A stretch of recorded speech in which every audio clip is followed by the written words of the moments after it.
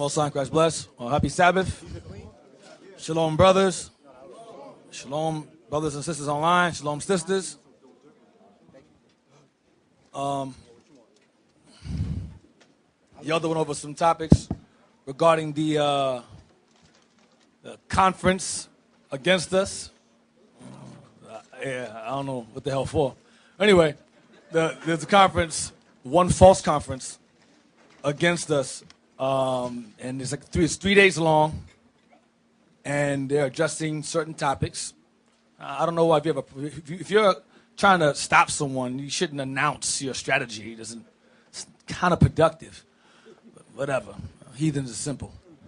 Today's topic is called Christianity was and is the new face of Hellenism and paganism.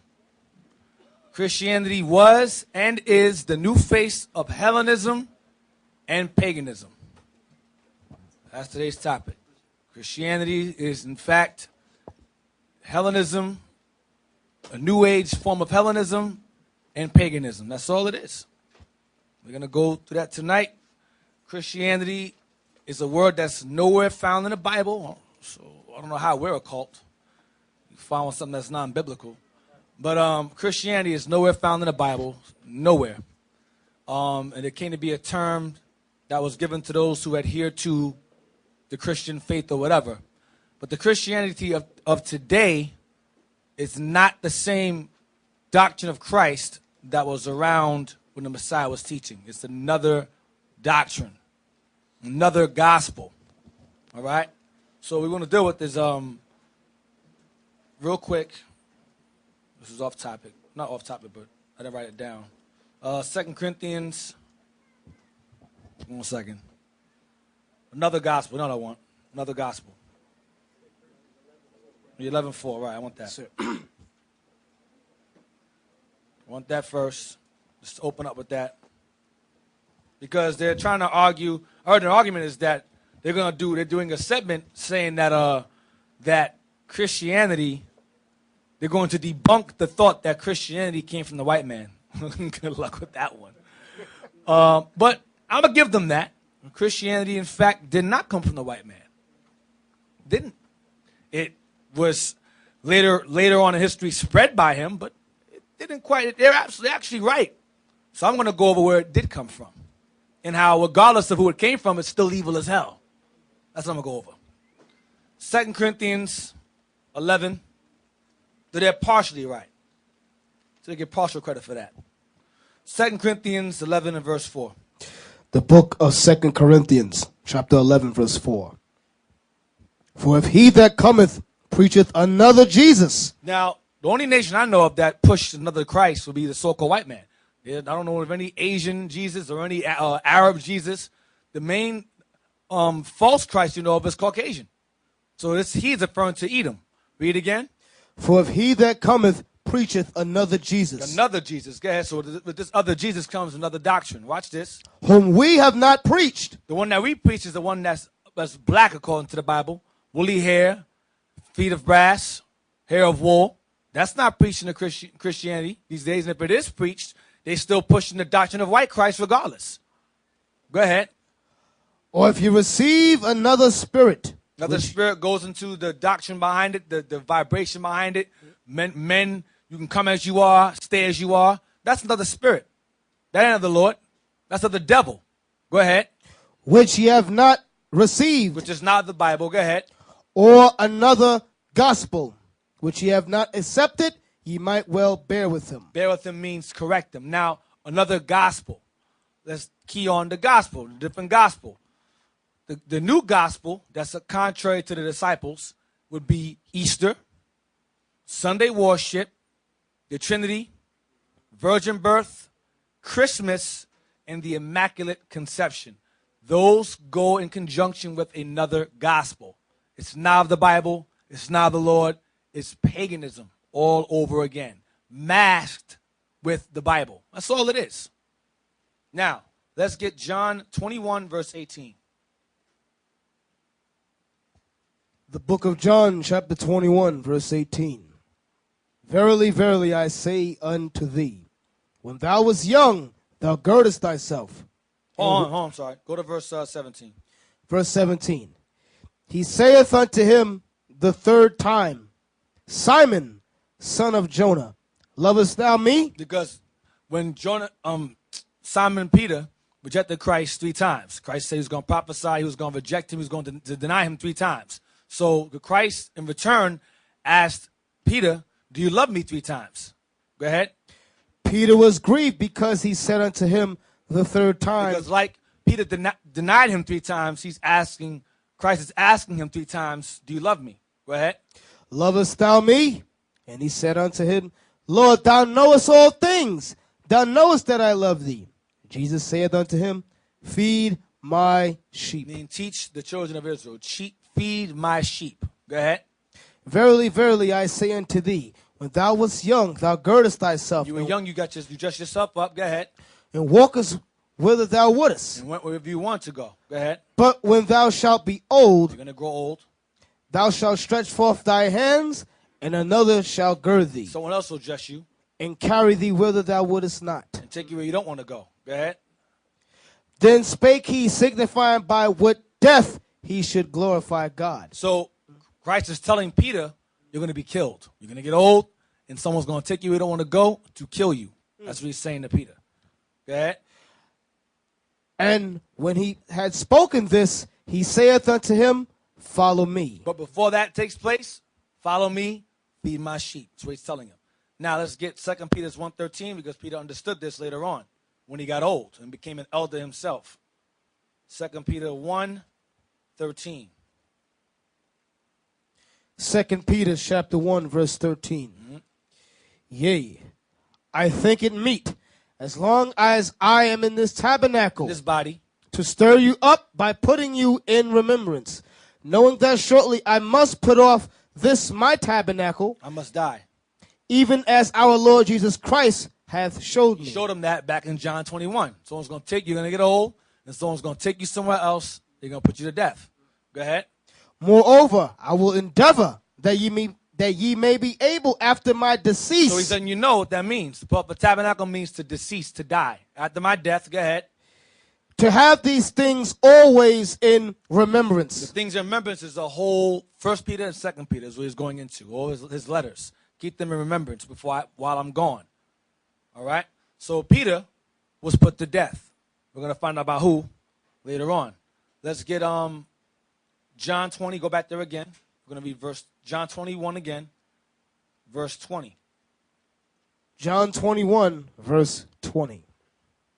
Then Peter, turning about, seeth the disciple whom Jesus loved, following, which also leaned on his breast at supper. He was always close to Christ, always next to him. Go ahead. And said, Lord, which is he that betrayeth thee? So thee? he asked him 2 questions. Which one of us is it that's going to betray you?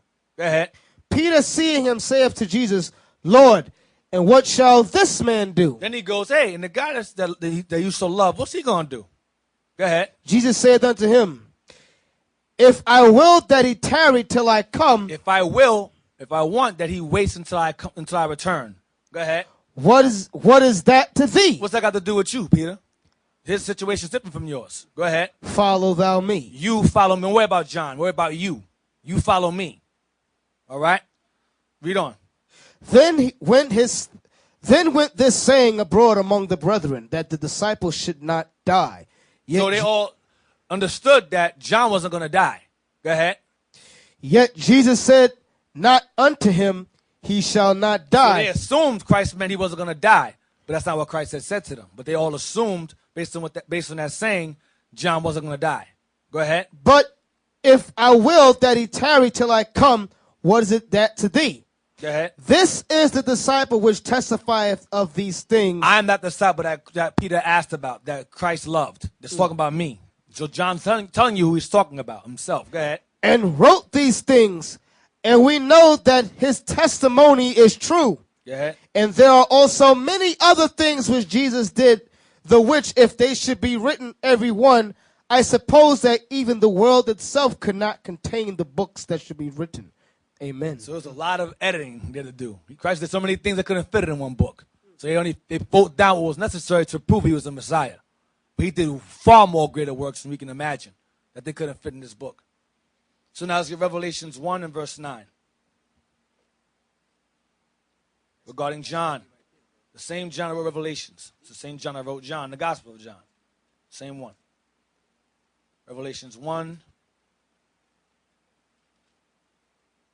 Revelation chapter 1 and verse 9. I, John, who also am your brother and companion in tribulation and in the kingdom and patience of Jesus Christ, was in the isle that is called Patmos for the word of God and for the testimony of Jesus Christ. Read again. I, John, who also am your brother and companion in tribulation and in the kingdom and patience of Jesus Christ, was in the isle that is called Patmos for the word of God and for the testimony of Jesus Christ. So he was banished to the island of Patmos under the emperor Titus's brother Domitian. This is around 96 AD, between 96 AD and 100 AD.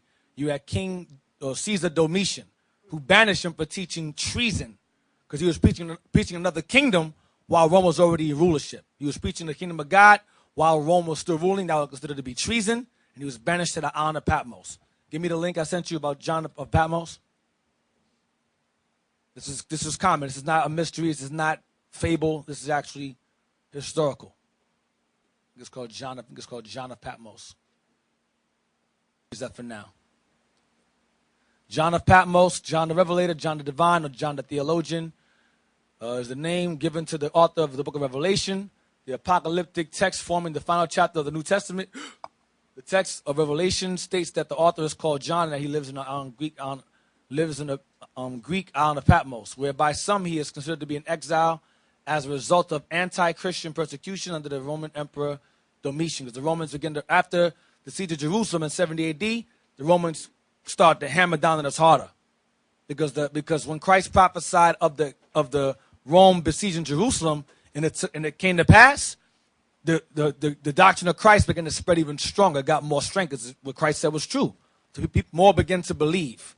So once that took place, the Romans felt threatened and started coming down harder on Christians. All right. Traditionally, the writer of Revelation is widely considered to be the Apostle John, who was also seen as the author of the Gospel of John. So most people understand that John the Revelator and the John that wrote the Gospel of John is the same person. Go down. Go to, well, not that one. I want that one. Go down. On to Patmos. Here we go. It says, John is considered to be exiled to Patmos, undergoing a time of persecution under the Roman rule of Domitian. Revelations 1 and 9, we read that earlier. Go down. Early tradition says that John was banished to Patmos by the Roman authorities. This tradition is credible because banishment was a common punishment used during the imperial period for a number of offenses. Among such offenses were the practices of magic and astrology. Prophecy was viewed by the Romans as belonging to the same category, meaning the same. They call prophesying magic and astrology. Whether pagan, Jewish, or Christian, they called it magic or astrology. It was outlawed. Prophecy with political implications, meaning Rome falling, that's what Revelation is about, Rome falling, like that expressed by John in the book of Revelation, would have been perceived as a threat to Roman political power and order. Three of the islands and the Sporades were places where political offenders were banished. Be mindful, that may happen again in modern time, because they're preaching the exact same thing that he was doing. And America is an extension of that same empire, teaching the exact same thing. So, we read earlier, Peter was killed. John was banished to the island of Patmos.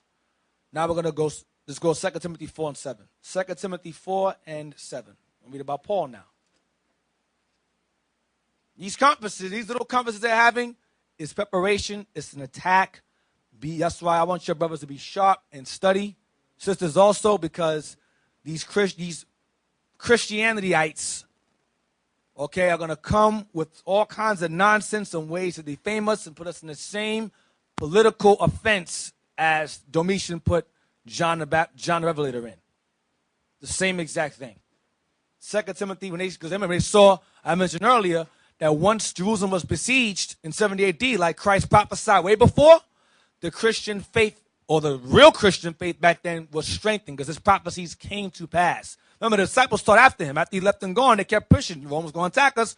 Rome was going to attack us. The people didn't believe them. So when it happened, they said, damn, the disciples are right all this time. And they grew in the thousands. So Rome had to come down on them hard. So right today, you're seeing celebrities waking up. Lord's already made that way, waking up, bringing awareness to the people, to millions that were the Israelites. So right now, we're entering the phase of the Israelite movement, the real Christian movement of the Israelites being a threat once again. That's what these conferences are about. You're living prophecy all over again. Be proud you're in these times and you're aware of it. 2 Timothy 4, verse 7. For I am now ready to be... verse 7. Mm-hmm. No, read verse 6. 6 is fine. Verse 6. For I am now ready to be offered, and the time of my departure is at hand. So what's Paul saying here? I'm going to die. He's going to die. Go ahead. So, I have fought a good fight. I have finished my course. I have kept the faith. Oftentimes in history, like Martin Luther King, Malcolm X, there's a certain spirit that comes over you when you know death is coming. It's looming over you. It's the feeling you get when you know, yes, I'm leaving soon. I can't describe it. Lord's will, I hopefully don't. But there's a time when me possibly be realized, you know what? They're going to kill me tomorrow. Malcolm X knew. Martin Luther King knew. Who else? Biggie. Rappers, but they knew. A lot of these people, they always have a feeling. It's like a weird feeling, a spirit over you, where you know something is wrong, and you're not going to survive it. It's something that happens, okay? But Peter, as he was told he was going to die by Christ himself, but Paul knew, yeah, it's a wrap. It's time for me to go. He felt it. Nat Turner also, he knew, okay, it's time. It's a wrap. Go ahead. I have fought a good fight. I have finished my course. I have kept the faith. I did my job. Go ahead. Henceforth there is laid up for me a crown of righteousness, which the Lord, the righteous judge, shall give me at that day, and not to me only, but unto all them also that love his appearing. Keep his commandments. Go ahead.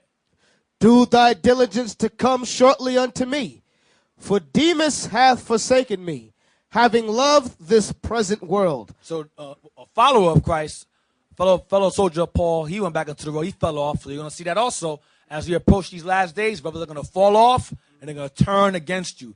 You're seeing it. And they're siding with the devil at the same time. They've forsaken the truth and went back into the present world. Read again. For Demas hath forsaken me. Go ahead. Having loved this present world. When people leave here and start saying, I used to be an Israelite, they love the present world. They love the present world. That's Cypher from the Matrix. That's Cypher. That's what that is. I don't want that pill. I want to forget everything. I want to be an actor. Wipe my mind clean. I want to forget everything. I want to be somebody special. It's the same thing. Go ahead. And is departed unto Thessalonica. Right back into the world. Go ahead. Crescens to Galatia. Crescens returned to Galatia. Titus unto Dalmatia. Titus. Same Titus in the book of Titus went off. Titus was a bishop. And before he became a bishop, his job was to set up bishops throughout the churches. Fell off. He was a Paul for years. Fell off. Go ahead. Only Luke is with me. That's who wrote Acts. He was always a Paul. Go ahead. Take Mark and bring him with thee, for he is profitable to me for the ministry. Go ahead. And Tychicus have I sent to Ephesus. Yeah. The cloak that I left at Troas with Carpus, when thou comest, bring with thee and the books. Bring with thee and the books, but especially the parchments. Bring books and bring the paper, because he wanted to have them write, because he was in jail. He said, okay, have them. You can basically have visitation rights. Brothers will come there, he'll speak, and they'll write down what he said. And oftentimes you'll read letter from Timothy by Paul to so-and-so. You read the bottom of the letter, it says it. They'll write things, he will say it, and they'll write it down. And then they'll spread it, they'll publish it. Read on. So he said, bring the books and bring the paper. Go ahead. The cloak, Alexander, the coppersmith. Jump to verse 18. Verse 18, and the Lord shall deliver me from every evil work, and will preserve me unto his heavenly kingdom. He realized that at the end because he was going to die. Go ahead. To whom be glory forever and ever. Amen. Now, some of your Bibles have it, some don't. Read the bottom of yours. You have it in the bottom, the last statement in the bottom after the chapter ends. No, sir. There's a statement. You don't have it? No. It says Who here. has it? Yeah, bring it. Read Let me that. see. Yeah, let me see. It says Where the you at? second epistle unto Timotheus. Yep, y'all gave me the wrong book. Timothy. Y'all didn't even give me the book. The second Timothy, same thing. But it's the end of it, the bottom end. It says, the second epistle unto Timotheus. So this is what he wrote to Timothy. He wrote this to Timotheus, or Timothy is the same person. He wrote this second letter to Timothy. Go ahead. Ordained the first bishop of the church of the Ephesians. So Timothy he was a young man. Paul knew him since he was a kid. He became an elder over the church of the Ephesians. Okay, he grew up to become an elder. Go ahead. Was written from Rome. Because he was in prison at Rome. Go ahead. When Paul was brought before Nero the second time. The second time. When Paul was brought before Nero, because he knew the second time is the last time. He's going to kill me. And Nero killed Paul. And he killed Peter too. I'm going to show you that also. Y'all, I believe you obviously y'all went to Rome. You went down there. And there's a spot where you went and they crucified Peter and his wife upside down. Him and his wife. And they have a spot sectioned off where they remember it. Because it's Rome, they know. He didn't know what they did. Huh? At the Vatican, right. And yet people are Roman Catholics. It baffles me how that is. Let's get Acts 12:1. So Peter was killed, Paul was killed, and John was banished. Acts 12:1. The book of Acts, chapter 12, verse 1. Now about that time, Herod the king stretched... Now, hold on. Now, Herod was an Idumean, as well as the Romans were also Idumeans. But he was called a Roman affiliate. All right? A Roman affiliate. So he's a Roman also. But a Roman affiliate. Read again. Now about that time, Herod the king stretched forth his hand to vex certain of the church. Of the apostles. Go ahead.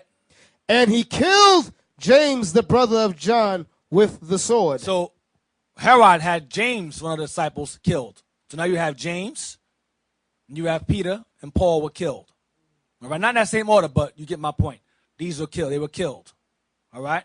And this, read on, next verse 3. Watch this. And because he saw it pleased the Jews. Because you had wicked Israelites, black Hebrew Israelites, elders, that were happy to know that Herod had killed one of their brothers. Because of what they were teaching. Leave it there. I'll come back to that later. Let's go to Roman Emperors, the book I have. This book right here is called The Roman Emperors by Michael Grant. Okay? The Roman Emperors. I know he's still going to mess around and put this book out of print now. Now we brought it out. Or he's going to revise it, or it's going to be out of print, or it's going to end up fading somewhere, or whatever. It's called The Roman Emperors, a biographical guide to the rulers of Imperial Rome from 31 BC to AD 476. So it's pretty much all the emperors. From the ancient Rome to Byzantine Empire Rome. The biographical guide, the Roman emperors. We want a page. You want page. What page I want? Page 38. Page 38. All right. Nevertheless, the situation at Rome was taking a turn for the worse. A crucial event was the Great Fire of Rome in 64 AD, which deprived numerous families of their homes and caused widespread discontent. According to famous passages of Tacitus, Nero tried to pin the blame for the conflagration on the city's small Christian community. So, I'll read it. Regarded as a dissident group of Jews, that's Israelites, were Christians, and burnt many of them alive. Now, understand what Nero did was, there was a Colosseum. Nero would take our people, put them on the Colosseum, light them on fire around the Colosseum, so it'll be lighting. That's why Yankee Stadium has the lights around it. And they have a thing called Nero software. It's burning CD software called Nero. Because he would burn Israelites alive on the Colosseum as lights to light up the stage, light up the arena. That's what he did to us. Us, yes. Conflagration. Look it up. Look up conflagration. See what that means. I bypassed it. I'm sorry. You're right. Conflagration. If I don't know what it means, let's move on to something else. I understand. Conflagration. A great fire? Thank you. So, regarded as a dissident group of Jews and burnt many of them alive, the martyrdoms. No, I missed it. According to a famous passage of Tacitus, Nero tried to pin the blame for the great fire on the city's small Christian community. So he blamed this great fire on the Israelites, Christian Jews, and burnt them alive. The martyrdoms of Saint Peter and Saint Paul were ascribed to these persecutions. So he killed Peter and he killed Paul the second time. Okay? That's who took Peter when he got old, where he wouldn't want to go, crucified him upside down with his wife, and I believe he beheaded Paul. He had Paul beheaded, took his head off. So these are your friendly neighborhood white man, as the elder says. That's what they do. Hey, and what's heavy in that right there, right, is that it says that there was a fire in Rome. Mm-hmm. And they used that, Nero, he used that fire to do what? To persecute the church, to persecute Israel. You all got to realize it's the same thing they're going to try to pull today, man. You understand? Because you know the scripture said that we got to be blameless, right? And we got to walk blameless and so forth. But guess what? Guess what they label us as? They label us as black, militant, hate group. You understand? Radical. You know, so they put all these labels on us. So now if something happened now, they could say, oh, they could pass the blame on us. I say, it's these guys that did that. Yep. You know, these guys, they did that terrorist activity or whatever and tried to put some kind of blame on us. You understand? How the mic song like that? Yeah, man. So the same thing that happened back then is the same thing that could happen today. Yep. Now watch this. It's still the rumor persisted. So even after he blamed the Christians for the fire, watch this.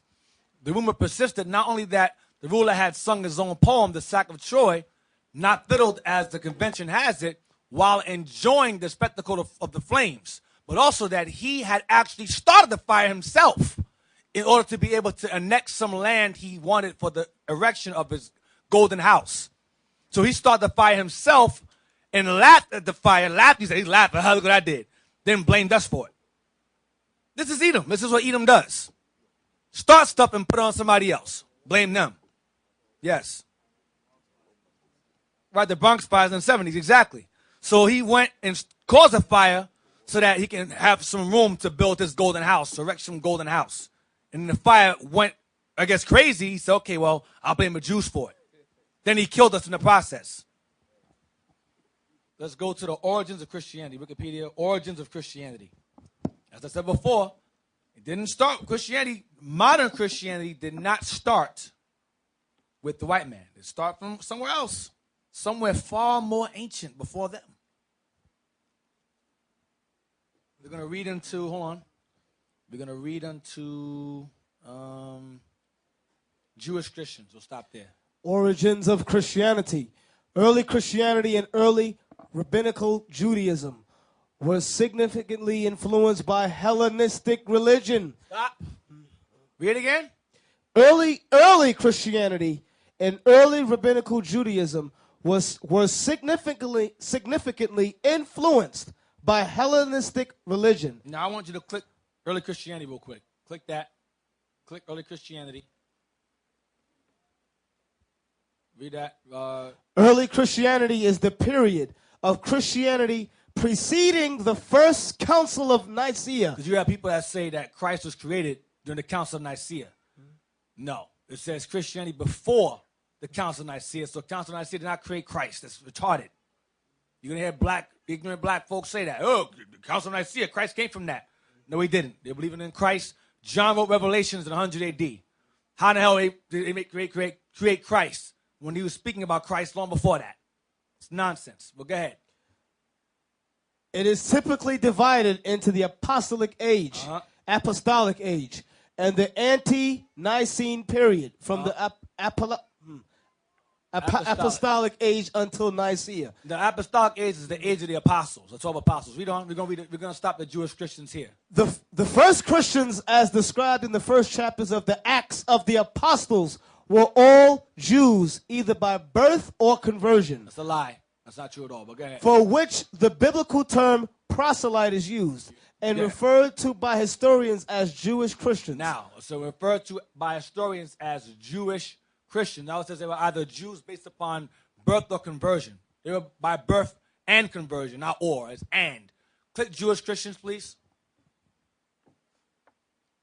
Click Jewish Christians, yep. Read that, please. Jewish Christians, also Hebrew Christians, or Also what? Hebrew Christians. So it's not by conversion. Cannot convert into a Hebrew. Go ahead. Or Judeo-Christians. Watch this. Were the original members of the Jewish movement that later became Christianity. So the original members of the Christian faith were all Jews. By birth and conversion, it's the same thing. It converted out of the Greek customs into the Jew customs. They were Israelites, period. Go ahead. In the earliest stage, the community was made up of all those Jews who accepted Jesus as a venerable person or the Messiah, Christ. Watch this. As Christianity grew and developed, Jewish Christians became only one strand of the early Christian community, characterized by combining the confession of Jesus as Christ. Now, hold on. Read this slower. The early Christian community characterized by combining the confession that Jesus was Christ, they believed in Christ. Watch this. With the what? With continued adherence. Stop. With continued adherence or observance. Watch this. To Jewish traditions such as Sabbath observance. Observance of the Jewish calendar. Feast days. Observance of Jewish laws. Laws of Moses and the prophets. And customs. Circumcision and synagogue attendance. And by a direct genetic relationship to the earliest Jewish Christians. Read the bottom again. And by a direct genetic relationship to the earliest Jewish Christians. That's how you know they were Jews by descent, not by conversion. Don't fall for the semantics. But they were teaching the laws. I want y'all to focus. It says combining the confession of Christ and continued adherence to Jewish traditions such as Sabbath observance, not Sunday worship, Sabbath observance. Observance of the Jewish calendar, which means there's no Sunday involved in that. Observance of Jewish laws and customs, circumcision, synagogue attendance, which is every Sabbath day, and by a direct genetic relationship to the earliest Jewish Christians. So the Israelites, Christians, the real Jewish Christians were Israelites by genetics, by lineage. Y'all follow? They follow Christ and they adhere to the laws and commandments. When Christ was dead and gone and resurrected, they still adhered to the traditions of Moses and so forth. In other words, they kept the laws. They were pushing the laws, keeping the laws, while having faith in Christ. Now, let's go back.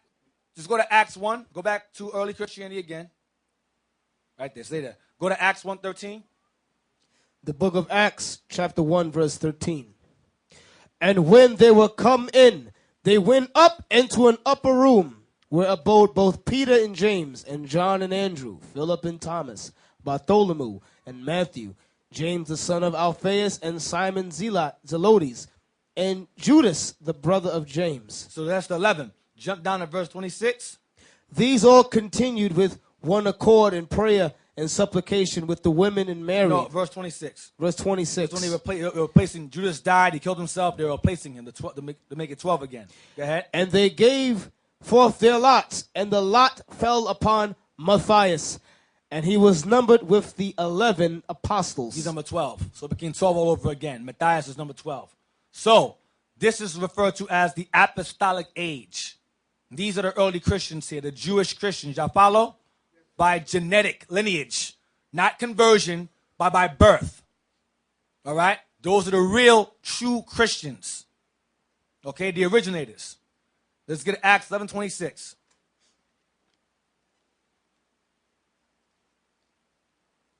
The book of Acts, chapter 11, verse 26. And when he had found him, he brought him unto Antioch. And it came to pass that a whole year they assembled themselves with the church and taught much people. And the disciples were called Christians first in Antioch? So the first time they were called Christians or referred to as Christians is in Antioch. Antioch is located in modern-day Turkey. That's where Paul was also born.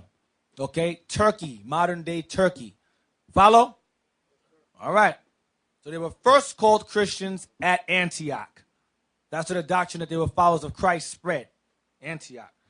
So now, not Africa, not Arabia, Turkey. Now let's get John 20, verse 19. So we read earlier that the Jewish Christians, or the early Christians, the real ones,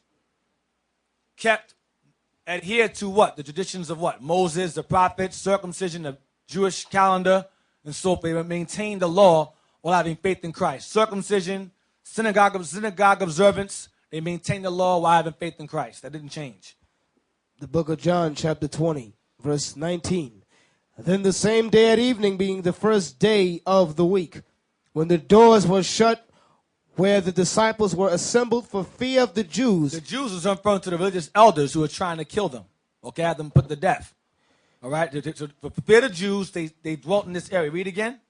Then the same day at evening, being the first day of the week, when the doors were shut where the disciples were assembled for fear of the Jews. So they assembled here for fear of the Jews, the evening of the first day of the week. Not for some of Sunday worship. They assembled there that night and stayed there because of fear of the Jews. Go ahead. Came Jesus and stood in the midst and saith unto them, Peace be unto you. Because he rose the day before. He rose Saturday evening. All right? And he showed himself that morning, early that morning, to the sister, to Mary. And she came and told them, blah, blah, blah, yada, yada, yada. And then eventually they all went and hid among themselves and discussed these things. And Christ appeared unto them the same night. All right? This is the first day of the week. He appeared unto them when he had rose the day before. Now, let's get Acts 20, verse 7 to 8. So they're not worshiping Sunday as a day of worship. This is fear of the Jews. It was the fear of the Jews. Not some new law of observing the Sabbath on a Sunday. That's madness. Acts chapter 20, verse 7.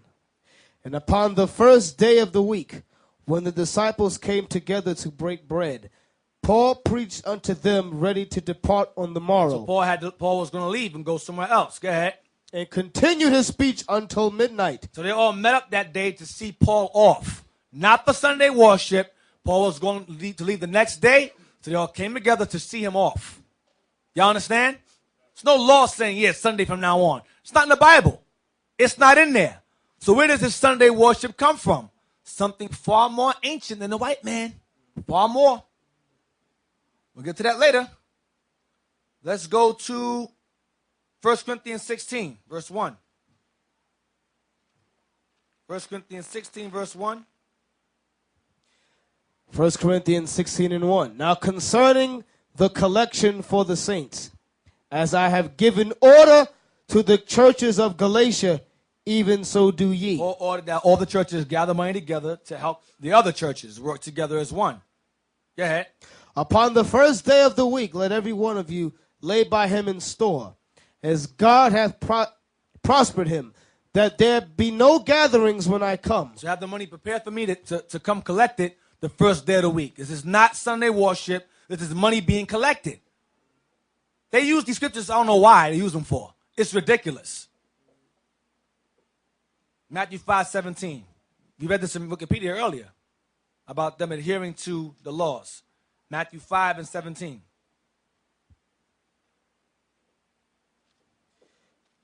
Think not that I am come to destroy the law or the prophets. I am not come to destroy, but to fulfill. Read again. Think not that I am come to destroy the law. So he didn't come to destroy the law. Go ahead. Or the prophets. Know what the prophets say. Go ahead. I am not come to destroy, Come to destroy it. Go ahead. but to fulfill. But to fulfill what's written of him regarding his sacrifice spoken of by all the prophets before him. From the time of Moses all the way down. That's he came to fulfill his duty to be sacrificed, to be killed for the nation. That's what he fulfilled. Y'all understand? The law and the prophets remain in effect. With the exception of what? Animal sacrifice. This is 12 and 8. Same book. Chapter 12, verse 8. Matthew chapter 12, verse 8. For the Son of Man is Lord even of the Sabbath day. So he's the Lord of the Sabbath day. That's not Sunday. He is the Lord of the Sabbath day. He visited John the Revelator on the Lord's day. That's the Sabbath day. So where do you get Sunday from? Paganism. That's where it comes from. Sunday worship. Go back to origin of Christianity again. Read again. Origins of Christianity. Early Christianity and early rabbinical Judaism was significantly influenced by Hellenistic religion and Hellenistic philosophy. Christianity, in particular, inherited many features of Greco-Roman paganism in its structure, its terminology, its cult, and its theology. It's cult and its theology. So many features, as Christianity in particular inherited many features of Greco-Roman paganism in its structure and its terminology, its cult, and its theology. But it says here Hellenistic religion and Hellenistic philosophy. That goes into all nations being saved, all nations coming together as one. We're all one in Christ Jesus, neither Jew nor Greek nor Gentile. They use that to influence Hellenistic religions and philosophies. It's the same exact thing. Jump down, go down to click Hellenistic religion. Click that. Hellenistic religion is any of the various systems of beliefs and practices of the people who lived under the influence of ancient Greek culture during the Hellenistic period and the Roman Empire. Because when the Romans conquered the Greeks, the two empires merged into one because they're both the same people.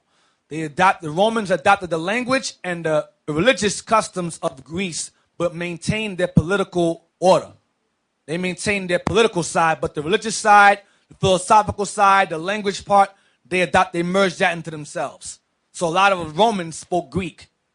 A lot of Romans spoke the Greek language. Read again from the top. Hellenistic religion is any of the various systems of beliefs and practices of the people who lived under the influence of ancient Greek culture. It was just everywhere. Go ahead. During the Hellenistic period and the Roman Empire. So during the Greek period and the Roman Empire, the Hellenistic religion was being pushed. We're going to get that soon. Go ahead. From 300 BCE to 300 CE. 300 AD, current era. Go ahead. There was much continuity in Hellenistic religion. The Greek gods continued to be worshipped. So the Romans, along with the Greeks themselves, still worshiped Greek gods, but the Romans gave them, Latinized their names. They worshiped the same exact gods, but Latinized or changed the names of the gods from the Greeks. But it's the same exact gods, different names. Go ahead. The Greek gods continued to be worshipped, and the same rites, customs were practiced as before. Exactly. So now, let's get the Zondervan Dictionary about Hellenists. So when you fall under the Hellenistic religion or the Greek culture, read it please, you become a Hellenist. Hellenist. Jews who make Greek their tongue, and with it often adopted Greek ideas and practices. Same as that thing, worship their gods, their language, their culture, their same thing, their fashion, how they dress, their language, all the above.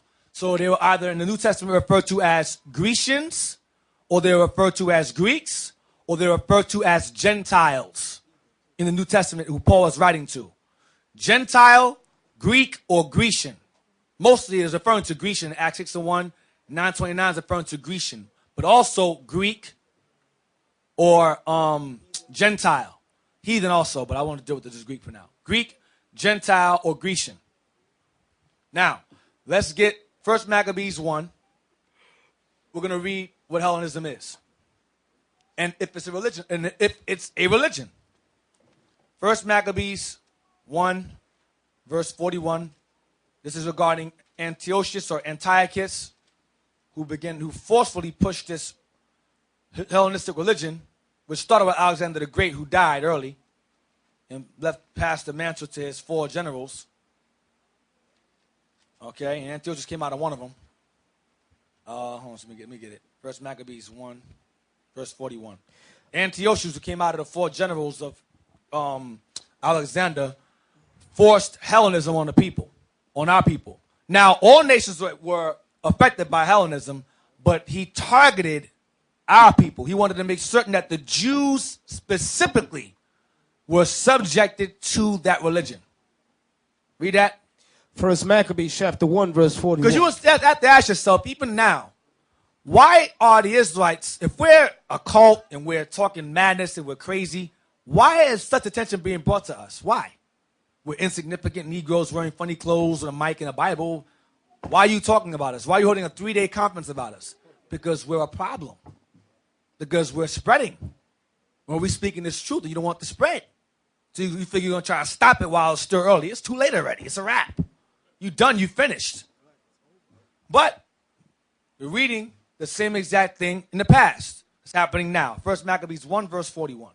Moreover, King Antiochus wrote to his whole kingdom that all should be one people. Read it again.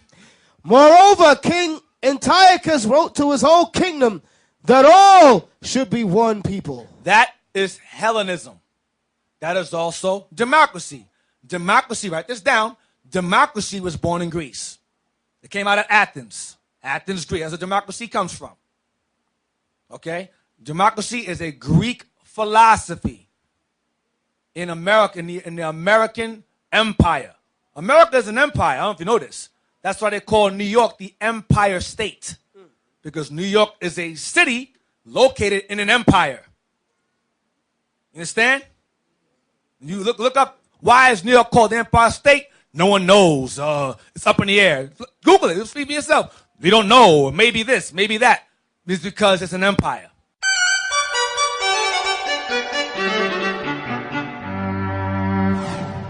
How did New York get its famous nickname, the Empire State?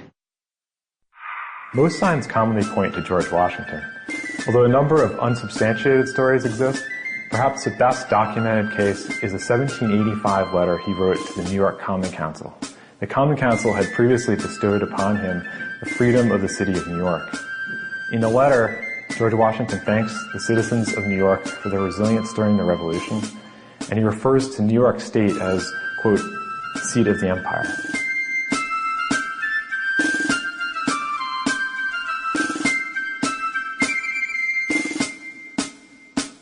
America, or Babylon the Great, is the extension of the Greco-Roman Empire. And with an empire requires what? Emperors. And emperors come from a particular nation of people to rule. Because it's a lineage that passes down through emperors. You understand? Which would be Edomites. As is the Romans, as they are today, called Americans or British or Portuguese. It's all the same people. But American whites are really British whites. It's the same people. All right? So read again. Moreover, King Antiochus wrote to his whole kingdom that all should be one people. It should be Hellenism or democracy. Go ahead. Or Christianity. Go ahead. And everyone shall leave his laws. Christianity teaches what? That the laws are what? That the laws are done away with. All you got to do is believe in the name of white Jesus and all be good. You can come as you are and stay as you are. Because in the Greco-Roman Empire, in the Greek Empire, Alexander the Great was a well-known flaming homosexual. They say he was very effeminate. He can kick you behind, though. But he was very, very effeminate. And he was the one that advocated the clean-shaven look. He pushed that vibe because he got that from the Egyptians. Because the Greeks borrowed from the Egyptians. The Romans borrowed from the Egyptians and the Greeks. Because Esau has no culture of his own. He borrows others. He's not innovative. He has no creativity whatsoever. He steals and says his mind. That's what he does. Read on. And everyone should leave his laws. So all the heathen agreed according to the commandment of the king. That's why Christianity, New Age Hellenism, is found in every country on the planet. You have crazy Muslims, you got Christians among them. Crazy Buddhists, you got Christians among them. You have Hinduism, Christians are among them. Taoism, whatever, Christians are among them. Muslims, Christians are among them. Modern Christianity is everywhere. Because the heathen consent to it as they did back then, they do so today. Go ahead. Yea, many also of the Israelites consented to his religion. To his what? To his religion. To his what? To his religion. It's a religion. Hellenism is a religion. Go ahead. And sacrifice unto idols. That goes back to those Greek gods you read about earlier. They worship Greek gods. Go ahead. And profaned the Sabbath. In turn, what's the Christianity push the Sabbath to now? Sunday. Sunday. Worshipping the sun. Go ahead. For the king had sent letters by messengers unto Jerusalem and the cities of Judah that they should follow the strange laws of the land. Go ahead. And forbid burnt offerings and sacrifice and drink offerings in the temple, and that they should profane the Sabbath and festival days. Don't keep Passover no more. Keep Easter. Don't keep Hanukkah no more. Keep Christmas. It's the same thing all over again. Go ahead. And pollute the sanctuary and holy people. And do what? And pollute the holy people. To pollute the holy people. That's the whole premise of Christianity, is to pollute. The target is our people. The other nations, I'm going to give you an example. When the so-called white man came into the world and pushed Christianity, right? You have Christianity among the Chinese. He didn't tell the Chinese, from now on, you're no longer Chinese. You're a Christian now. It doesn't matter what your nationality is. You're a Christian. The Chinese are Christians and maintain that they're Chinese. East India. They didn't say to East Indians, yeah, you're no longer Persians anymore, no longer Indian, you're Christian, you're Christians now. Denounce that stuff. No, they're still maintaining that they're Christians. I mean, that they're Elam or that they're Iranians. They maintain their culture, their knowledge of self. But when it came to the so-called black, Hispanic, and Native Americans, no, you're Africans. No, you keeping the Barren straight. You're a Christian. All that matters, your nationality doesn't matter. Your nationality doesn't matter. What matters is that you believe in Jesus. Why wasn't that spread to all the other nations? Why? Because they knew that our identity mattered. And they know that today it still matters. That's what these conferences are all about. Because when you ask them, well, okay, well, we're not Israelites then, we're a cult, we're crazy. Who are we? You're a child of God. Which one? Doesn't matter. Why doesn't it matter? Because they know that's the whole point, is to keep you dumb and stupid, keep you a Negro in the slave mind. That's their purpose. Love white Jesus, remain a Negro, keep this place going. That's what Christianity is. We continue? You're going to be diverse. Set up altars and groves. Those are churches. Set up altars and groves of the churches. Go ahead. Chapels of idols. That goes into your Catholic church. Chapels of idols. And sacrifice swine's flesh. You got Israelites that left out of here. Now they're saying nothing wrong with eating pork. Nothing wrong with eating pork. Went from being the producer to non-productive. Madness. Madness. Read it again. And sacrifice swine's flesh and unclean beasts. When the Most High says that pork and these things are unclean, there's a reason behind it. Animal itself is not to be consumed. It's not good for you.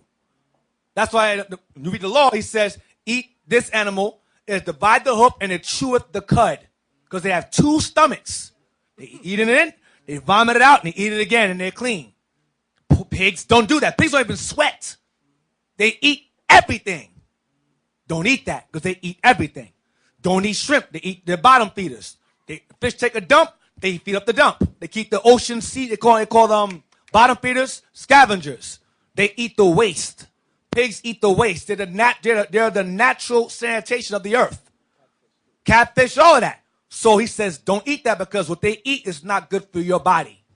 Negro said, the non-productive says, no, there's nothing wrong with it. God just said don't do it. But why did he say don't do it? He's telling you in the law, they chew up the cud. This animal doesn't. Don't eat that animal. Because it's not healthy, dumbass. Excuse my language. I just don't like ignorant Negroes, man. Piss me off. It's a kind of worm that's in a pig. I think it's called a tapeworm or something like that. Yep. Yeah, when you eat the pig, that worm, it go in your stomach and it mess you up, man. So, the most I know why he gave us some food to eat and some food not to eat, I'm asking in the Bible, by the way. Don't get mad at me. I'm sorry. Send me letters now. I'm cursing. Read 48. That they should also leave their children They uncircumcised. should also leave their children uncircumcised. Why? Because the Greeks practiced uncircumcision. Go ahead. And make their souls abominable with all manner of uncleanness and profanation. This is the point. Watch this. To the end they might forget the law and change all the ordinances. That's the purpose of Hellenism and Christianity, is to make Israel forget the law, make our souls abominable with all uncleanness and profanation. You forget the law and the ordinances, you forget who you are. Because our laws make us who we are. Peculiar people, special people. We have special laws and commandments given to us. Only given to us by the Most High, who is our only God. So by saying, don't keep those laws no more, we forsake that only God and serve their gods instead, which tell you don't keep no laws.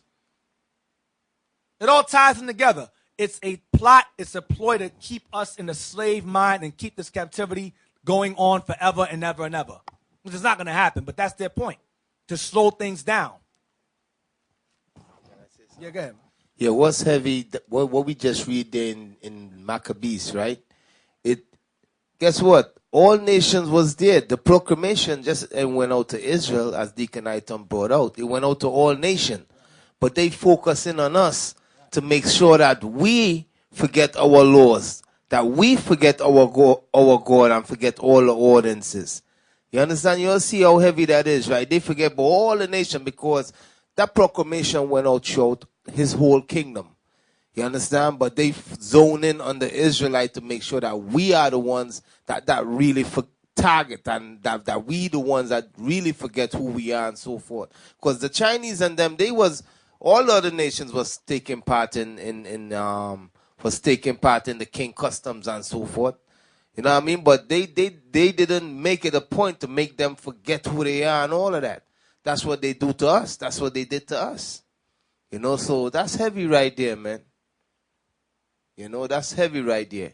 So you all gotta, everything Esau do, when you see he setting his things up, he always have a big plan behind it. He don't just do things coincidentally. That's what you all gotta understand. Go back to Hellenistic religion again, Hellenistic religion. Go back to that again. Did you want to read verse 50, Deacon? Yes, please. Yeah. Verse 50. And whosoever would not do according to the commandment of the king, he said he should die. So that was to condition us, to scare us into not going back to our laws anymore. That's the slavery again. So that fear, that threat of you'll die if you don't do this, passed on from generation to generation to the time of Paul, when the children of those people who were forced to do that did it naturally, on their own, without being forced to do it. Go back to Hellenistic religion right there. Go down to change came from. We're going to stop it as a God. Change came from the addition. Change came from the addition of new religions from other countries. Because the Greeks, along with the Romans, would encounter other cultures, and they would merge them into themselves to get stronger. Watch. Including the Egyptian deities. So the Greeks, as well as the Romans, adopted Egyptian gods into their pantheon of gods and whitewashed them first, then gave them Greek and Latin names. Go ahead. Egyptian deities, Isis and Serapis. Isis became Astarte, and Serapis became, I can't think of his name right now, but go ahead. And the Syrian gods of Atargatis and of Hadad. Same gods, different names. Go ahead. Which provided a new outlet for people seeking fulfillment in both the present life and the afterlife. So to basically serve pagans, pretty much. Go ahead. The worship of Hellenistic rulers was also a feature of this period. So the worship of also worshiping the kings themselves is also part of the laws. Go ahead. Most notably in Egypt. Because the Egyptians were worshipped as living gods on earth. So the Greeks adopted this, and the Romans did too. Go ahead. Where the Ptolemies. Where the who? The Ptolemies. Keep the name in mind. The Ptolemies. Go ahead. Where the Ptolemies adopted earlier pharaonic practice. Pharaonic meaning pharaonic Egyptian practices. Go ahead. And established themselves as god kings. Like Ramses did, god kings. And so Antiochus Epiphanes, God manifest on earth. Same thing. Go ahead. Elsewhere, rulers might receive divine status without the full status of a god. They were like called themselves demigods, half a god, like Hercules and so forth. Or Wonder Woman, as you know, or Hermes, as you know. Flash and Green Lantern and Cyborg. That's all Greek gods. All of them. Flash is Hermes, really fast. Messenger god, Hermes. I believe he's Serapis. I think he's Serapis, I believe. Or that's no, Serapis is Osiris or Ra. That's who that is. Ptolemies. Go to 2 Maccabees 6, verse 1. 2 Maccabees chapter 6, verse 1. Yep. Not long after this, the king sent an old man of Athens to compel the Jews to depart from the laws of their fathers. Read it again. Not long after this, the king sent an old man of Athens to compel the Jews to depart from the laws of their fathers and not to live after the laws of God. See this? We're talking this again. Go ahead. And to pollute also the temple in Jerusalem. Now, 2 Maccabees is actually repeating 1 Maccabees. It's a reiteration of what's going on in 1 Maccabees, but in a bit more detail. Because it was Antiochus that pushed it, that forced it on us, as well as somebody else. Go ahead. And to pollute also the temple in Jerusalem, and to call it the temple of Jupiter Olympius. Jupiter Olympius goes back to the god Zeus. All right, so that's Zeus. Mount Olympus, same thing. Go ahead. And that in Paganism of Jupiter, the defender of Put strangers, Zeus there too. Go ahead. as they did desire that dwelt in the place. Go ahead. The coming in of this mischief Because was you had Edomites dwelling in Gerizim also. Go ahead. the coming in of this mischief was sore and grievous to the people. They didn't want that. Go ahead. For the temple was filled with riot and revelings Stop. by the Gentiles. That's clubbing. That's clubbing. That's your parties, sorority parties, fraternity parties, all of that. All of that go back to Greek stuff. They do all kinds of nasty initiations. Some of y'all know what I'm talking about. Doing certain things in cookies and making you eat it. That come out of them from the front. Men. Nastiness. Some branding, all that nasty stuff. Read again. For the temple was filled with riot and reveling by the Gentiles, The Greeks, the real Greeks. Go ahead. who dallied with harlots Mess around with whores. and had to do with women within the circuit of the holy places. They turned our temple into a whorehouse. That's what they were doing. Go ahead. And besides that, brought in things that were not lawful. Brought unclean animals into the temple, sacrificed them as well. Mainly the pig. That was they honored Jupiter by offering a pig on the altar. Go ahead. The altar also was filled with profane things, which the law forbiddeth. Aside from the whores. Go ahead. Neither was it lawful for a man to keep Sabbath days or ancient feasts, or to profess himself at all to be a Jew. So the objective was to make certain that Israel no longer maintained being Jews. To erase our identities off the earth. That was their purpose. Read this in 1 Maccabees 1. We were the primary target of Hellenization. And Christianity is the same tool being used again. Go ahead. Neither was it lawful for a man to keep Sabbath days or ancient feasts, or to profess himself at all to be a Jew. Go ahead. And in the day of the king's birth, every month they were brought by bitter constraint to eat of the sacrifices. And when the feast of Bacchus was kept, the Jews were compelled to go in procession to Bacchus, carrying ivy. Bacchus. Now I want y'all to keep Bacchus in mind. Keep the name Bacchus in mind. Go ahead. Moreover, there went out a decree to the neighbor cities of the heathen Go ahead. Watch this. by the suggestion of Ptolemy By the suggestion of Ptolemy. Go ahead. against the Jews. Against who? The Jews. Specifically, he's specifying the Jews. Go ahead. That they should observe the same fashions Wear their hair like us, shave, clean shaven, same fashion, dress like us, speak like us. Go ahead. and be partakers of their sacrifices. Eat of unclean animals, sacrifice unclean animals. And whoso would not conform themselves to the manners of the Gentiles should be put to Said death. that earlier. Go ahead. Then might a man have seen the present misery. So Ptolemy pushed that nonsense on us as well. Antiochus did it. Antiochus or Antiochus pushed it, and Ptolemy pushed it as well. You understand? I follow? These are what Greek kings are doing to us. Targeting us specifically. Go back to Christianity. Go back to Origins of Christianity again. Origins of Christianity. And we're going to read Christianity in particular. Go back. Click back on this right here. Yeah. Read again. Origins of Christianity. Yeah. Early Christianity and early Rabbinical Judaism was significantly influenced by Hellenistic and Hellenistic philosophy. Christianity in particular inherited many features of Greco-Roman paganism in its structure, its terminology, its cult, and its theology. This took place over time. It wasn't immediately. It took over time. It was gradual. Go ahead. Titles such as Pontifex, Maximus, Go ahead. and Sol Invictus were taken directly from Roman religion. So Pontifex Maximus and Sol Invictus were taken directly from Roman religion. Click Pontifex Maximus, please. Let's see what that is.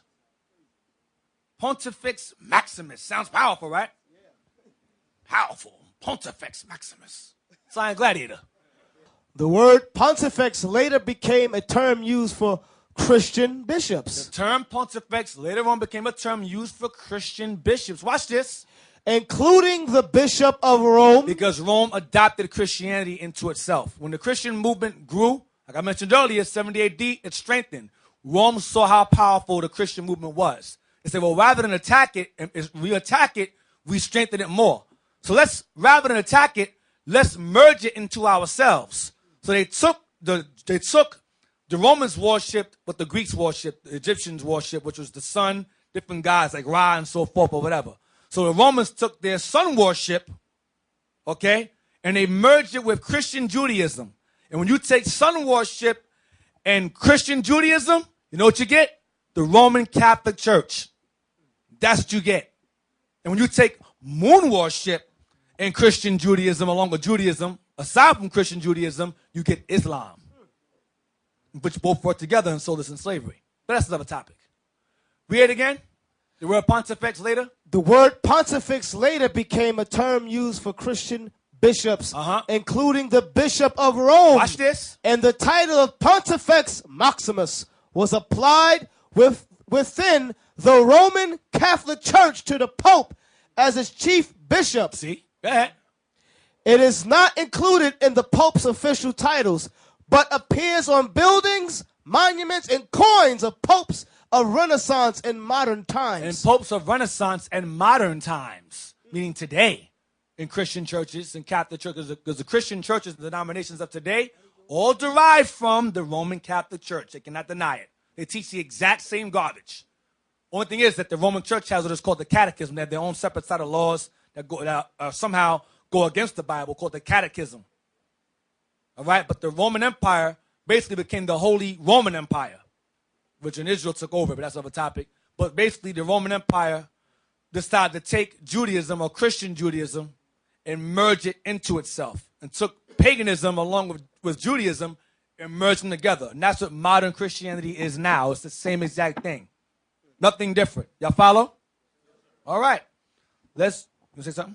Yeah. Go ahead. Because when you look at the Roman and Greek mythology, right? For instance, the mythology about heaven, about when you die, you go live up in the sky. Where do you think that come from? They call it the Elysian Fields. You watch a Gladiator, when you saw the movie Gladiator with Maximus or Russell Crowe. When he dies, you see him going through the fields, and his wife and son waiting for him in the afterlife. The gates of Olympus are open to you. That's where it comes from. You die. Basically, what Esau says to you is, live joyously in hell, only to die and go to heaven and live happy up there. So keep hell here and then die and go to heaven up there. It's madness. Right. That's what Christianity is. Maintaining hell to get to heaven. Right, so that right there is where they got that whole concept of dying and going to heaven from, the afterlife. Right. You understand? We know in the Bible it says when you die, your spirit goes back to who? The Most High. But that's Greek mythology. That's that Greek mythology that they push in Christianity today. That when you die, you're gonna go and you're gonna live up in the sky. But no, they ain't saying no more it's with Zeus. They're saying it's Christ and God. You understand? And then you got, if you evil, you're gonna go to hell. You're gonna go in the ground with Hades. You understand that Hades is that Greek mythology. Or Tartarus. That they teach. You know, that's you saw what, Xena? You remember Xena? Yep. Way back in the Hercules. days, and Hercules. Ares, You know, the god of war. yeah, Ares, and then you got the Hades of hell. that when you die, you go down there and he torment you. All of that Christianity incorporate all of that with itself. And that's what they teach our people today in the churches. All right? That's where they got all of that from. That's what hell is. Hades, Tartarus, Ares will get you, or Hades will get you. It's the same thing. Right, but when the Bible used the term hell, it's just talking about the ground. You understand? That's what it's talking about. Or your condition that you in. You know, some like you could say our people catching hell, meaning the condition that we in. You know, so when the Bible uses it, it's either those both terms it's talking about. Right. All right. Now go back now. Click Sol Invictus, please. That means the unconquered sun in English. Sol Invictus, in parentheses, unconquered sun, was the official sun god of the later Roman Empire and a patron of soldiers. So that is the deity of Rome. Rome worshipped the sun. You take sun worship and Christian Judaism and merge them together, you get what? Roman Catholic Church. This goes back to being Pontifex Maximus. And that passed all the way down into Constantine. All up to that time, the Council of Nicaea, all of that. Because in Christianity, as the disciples were being killed, the Jewish Christians were being killed off by Rome. So the doctrinal purity of it started to get diluted. And Christianity became a philosophy. It became like a discussion. And Christianity lost its facts. So they started coming with different doctrines of what Christ was, whether he was a man, whether he was the Father, whether he was the Son. So they had what was called the Council of Nicaea to clear things up, whether to factor out whether or not he was the Son of God, God himself, a man, whatever. And the Council of Nicaea was to basically to settle things within the churches, to keep the empire stable religiously. That's what it was all about. So what it did was to keep the peace, to have pagans and Christians, or pagan Christians work together as one. Let's take a Sabbath day and make it Sunday. Let's incorporate Easter. What else they did? Easter, Sunday, and something else they did. And Christmas, and incorporate Christmas. Thank you. That's what they did to keep the peace between pagans and pagan Christians alike. And we're going to get to that soon. Go ahead. Was the official sun god of the later Roman Empire and a patron of soldiers. In 274 AD, the Roman Emperor Aurelian made it an official cult alongside the traditional Roman cults. Scholars disagree about whether the new deity was a refoundation of the ancient Latin cult of Sol, a revival of the cult of Elagabalus are completely new. The god was favored by emperors after Aurelian and appeared on their coins until Constantine I. Now, I missed something. Go back to early Christianity again. I'm sorry, I missed something. I'm gonna read something to y'all. You gotta get that part out. Go back to early Christianity. Click that, early Christianity. Click that. Go down to Jewish Christians. The term Jewish Christian. Click that. Read that. The term Jewish Christian appears in historical texts contrasting Christians of Jewish origin with Gentile Christians, both in discussion of the New Testament church in the second and following centuries. Go ahead. It is also a term used for Jews who converted to Christianity but kept their Jewish heritage and traditions. Why? Because they were being forced out of it by Greco-Roman culture. Go down. I want something real quick. Read as Christianity. Read that. As Christianity grew throughout the Gentile world, Christians diverged from their Jewish and Jerusalem roots. Jewish Christianity initially strengthened despite persecution by Jerusalem temple officials. Regardless of Roman persecution, go ahead. Fell into decline during the Jewish-Roman wars from 66 to 135 AD. And the growing anti-Judaism, perhaps best personified by Marcion 150. He was a Roman, Marcion. Go ahead. Which, with persecution by the Orthodox Christians from the time of the Roman Emperor Constantine in the 4th century, Jewish Christians sought refuge outside the boundaries of the empire. So the real Christians sought refuge outside the empire of Rome because Rome was persecuting us. Watch this. In Arabia and further afield. Go ahead. Within the empire and later elsewhere, it was dominated by the Gentile-based Christianity. Stop. Stop. Within the empire and later elsewhere, it was dominated by the Gentile-based Christianity. That's the one that says all are one, all come together. Go ahead, we don't want to say it. Watch. Elsewhere, it was dominated by the Gentile-based. So the real Christianity became dominated because they were forced away. They were in hiding. So the heathens made up their own form of Christianity, and that became dominant. And Rome adopted that. Watch. Base Christianity, which became the state church of the Roman Empire. Roman Catholic Church. The state church of the Roman Empire is the Roman Catholic Church. Go ahead. And which took control of sites in the Holy Land, such as the Church of the Holy Sepulchre and the Cenacle, and appointed subsequent bishops of Jerusalem. And that's when the Council of Nicaea took place. Those bishops were set up by Rome and so forth, and they were basically ideologies of Christianity, different forms. Not the main original Jewish Christianity, but Gentile-based Christianity was being pushed. You understand? Now we can go back. Go to right there. Read the theory. The theory. The theory dating from the 12th century that the near solstice. No. I'm sorry. Read the topic again. Sol Invictus was the official sun god. Sol Invictus was the official sun god of the latter Roman Empire and a patron of soldiers.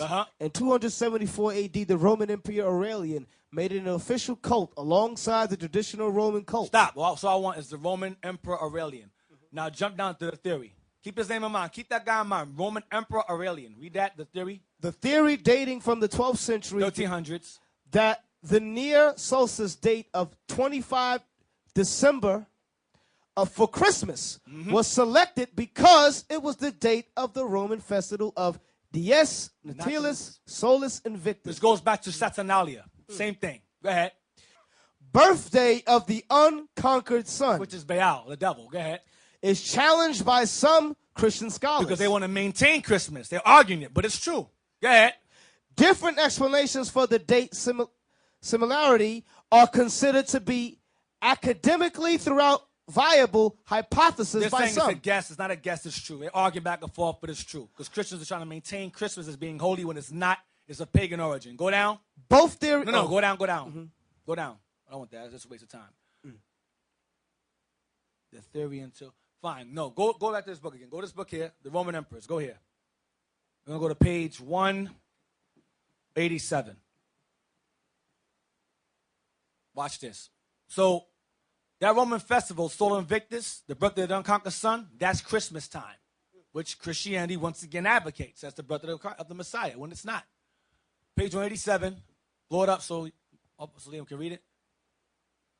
Bring it down. This is the same book right here, Roman Emperors, page 187. All right? Go ahead. Long been on the increase in the empire, reflecting. Hold on a second. You cut something out. Oh, he put a page out. Hold on. Let me read it. It's a page cut out.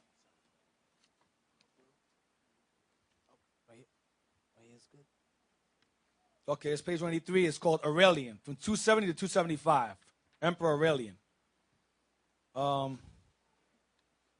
It says, Aurelian also introduced important religious innovations. Sun worship had, go ahead, sun worship had what? Long been on the increase in the empire. Sun worship had long been increased in the empire because the Romans worshiped the sun. They borrowed that from the Greeks borrowed from the Egyptians. Go ahead.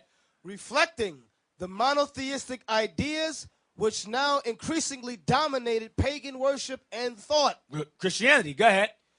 The conclusive step was now taken by Aurelian. Marcus Aurelian, go ahead. Who established a massive and strongly subsidized cult of the unconquerable sun, Sol Invictus. Watch this. Endowing the deity with a splendid temple in the capital, staffed with a new college of priests on the model of the ancient priestly colleges. Watch this. His birthday was to be celebrated on the 25th of December, which was eventually a bequest of the solar cult to Christianity, converted into Christmas Day. It's a, see that? So Christianity observes a doctrine or religion of a solar cult, a sun-worshipping cult. Christmas Day is pagan once again. This goes back to Egypt. This goes back to Babylon, and so on and so forth. Now, let's go to Antichrist 666, page 26. I'm going to skim through it. You're going to read page 26 and 27. This book right here, where's it at? I don't have it. Where is it? Oh, there it goes. Now, this book here, I don't let the cover scare you. Oh, Antichrist, Damien. This is this is a book that basically that's like a cross-reference to two Babylons. He gives a lot more references than Alexander Hislop does, so I like it better. He references a lot of Alexander Hislop research. It's called The Antichrist 666, compiled by William Josiah Sutton. All right? And he basically goes into the history of pagan customs. This book's old. You see it's beaten up. But it's very good. It's a good read. It has a lot of bones in it.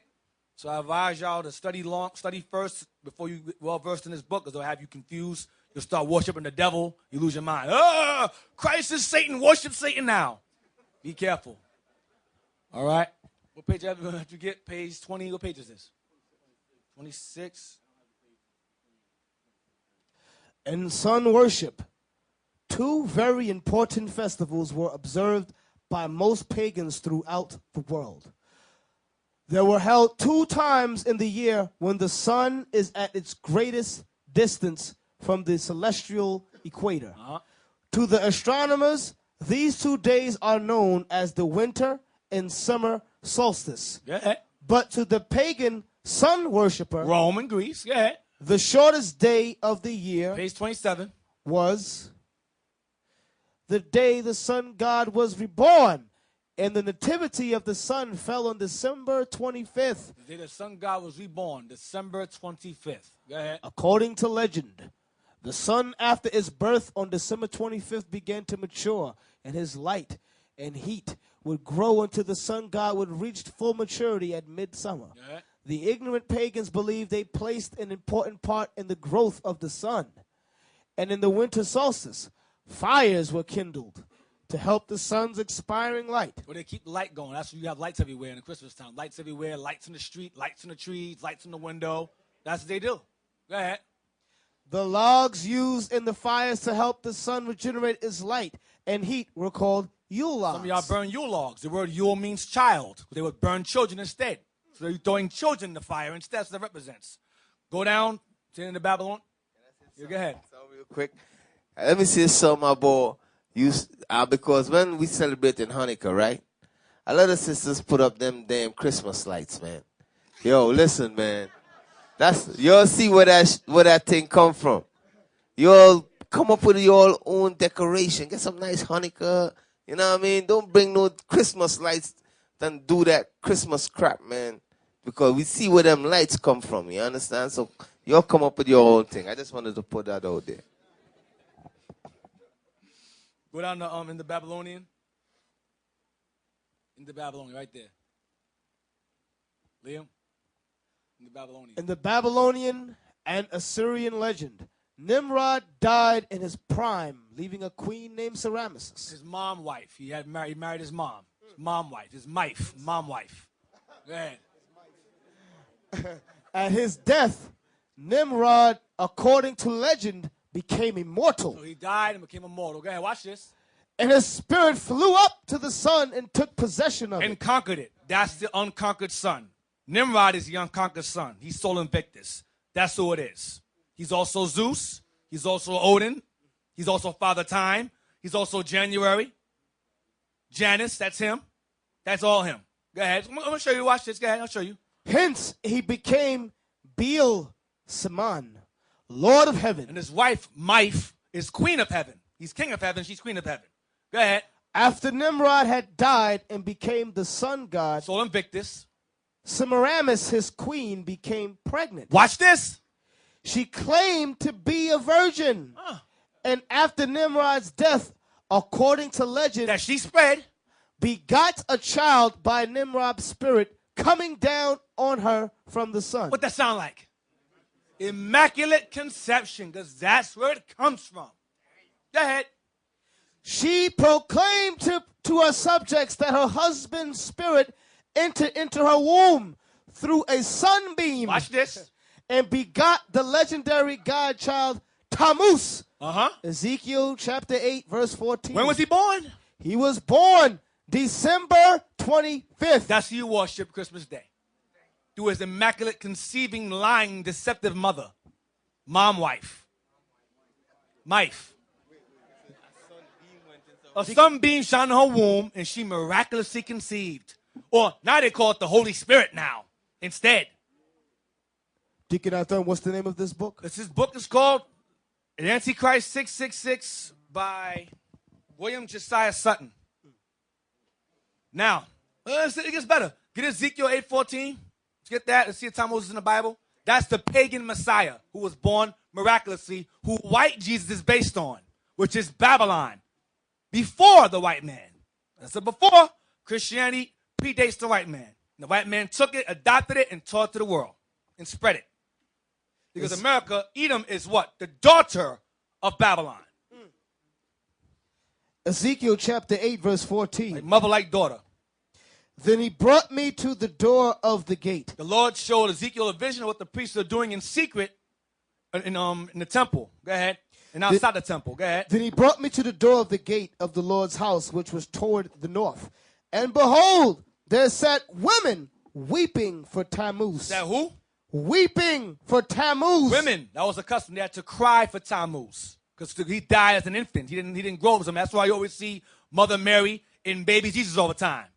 Never grown up. He's always a baby all the time. That goes back to Tammuz. Forever baby. Forever baby white Jesus. Always a baby. He died as a baby, and so they weep him because he died as a child. So their custom was to weep him when he died. He was born on December 25th, and he died as a child. Somehow, whatever, according to legend, whatever. Go ahead, read again. Women doing what? Weeping for Tammuz. So the custom was to weep for Tammuz. So now, that's Ezekiel 8:14. Let's go to Jeremiah 7:18. So Semiramis, we're going to read who she became. Matter of fact, no. Let's go. Let's jump forward. Let's go to, give me a second. Let's go to Matthew 1 real quick to destroy that. Matthew 1:1. The book of Matthew, chapter 1, verse 1. So a sunbeam, hold on. We got to laugh at that some more. A sunbeam came and shined on her belly, and the baby was born December 25th. That's miraculous. That's how Christianity sounds. It's ridiculous legends and stories. It's stupid nonsense. It's foolish nonsense. And I'm going to show you through the class how foolish Christianity, modern Christianity is. Matthew 1:1, please. The book of the generation of Jesus Christ, the son of David. That's all I want. All I want is verse 1. Read again. The book of the generation of Jesus Christ. Remember earlier we read about the Jews, their genetic lineage, that's what generation is. Genes, genetic. That means he had a genetic lineage to David. The Messiah's generation, his generation, derives from men. You understand? Read again, please. The book of the generation of Jesus Christ, the son of David, the son of Abraham. We're going to jump to verse 17. Then was fulfilled that which was spoken by Jeremiah the prophet, saying. No, that's verse 17. Oh, excuse me. Verse 17. Verse 17. So all the generations. Go ahead. From Abraham to David are 14 generations. Go ahead. And from David unto the carrying away into Babylon are 14 generations. Go ahead. And from the carrying away into Babylon unto Christ. From the generations leading to Christ, what? Go ahead. Are 14 generations. Go to 16 and verse 13. Watch this. Because, no, I'm going to jump ahead. Watch this. Matthew 16, verse 13. Matthew 16, verse 13. Let's see what Christ calls himself. When Jesus came into the coast of Caesarea Philippi, he asked his disciples, saying, Whom do men say that I, the Son of Man, am? Stop. Now, how can he call himself the Son of Man and not be the Son of a Man? You know how retarded Christianity is? Who do men say that I, the Son of Man, am? I'm no one's son, but whom do men say that I am? Son of Man.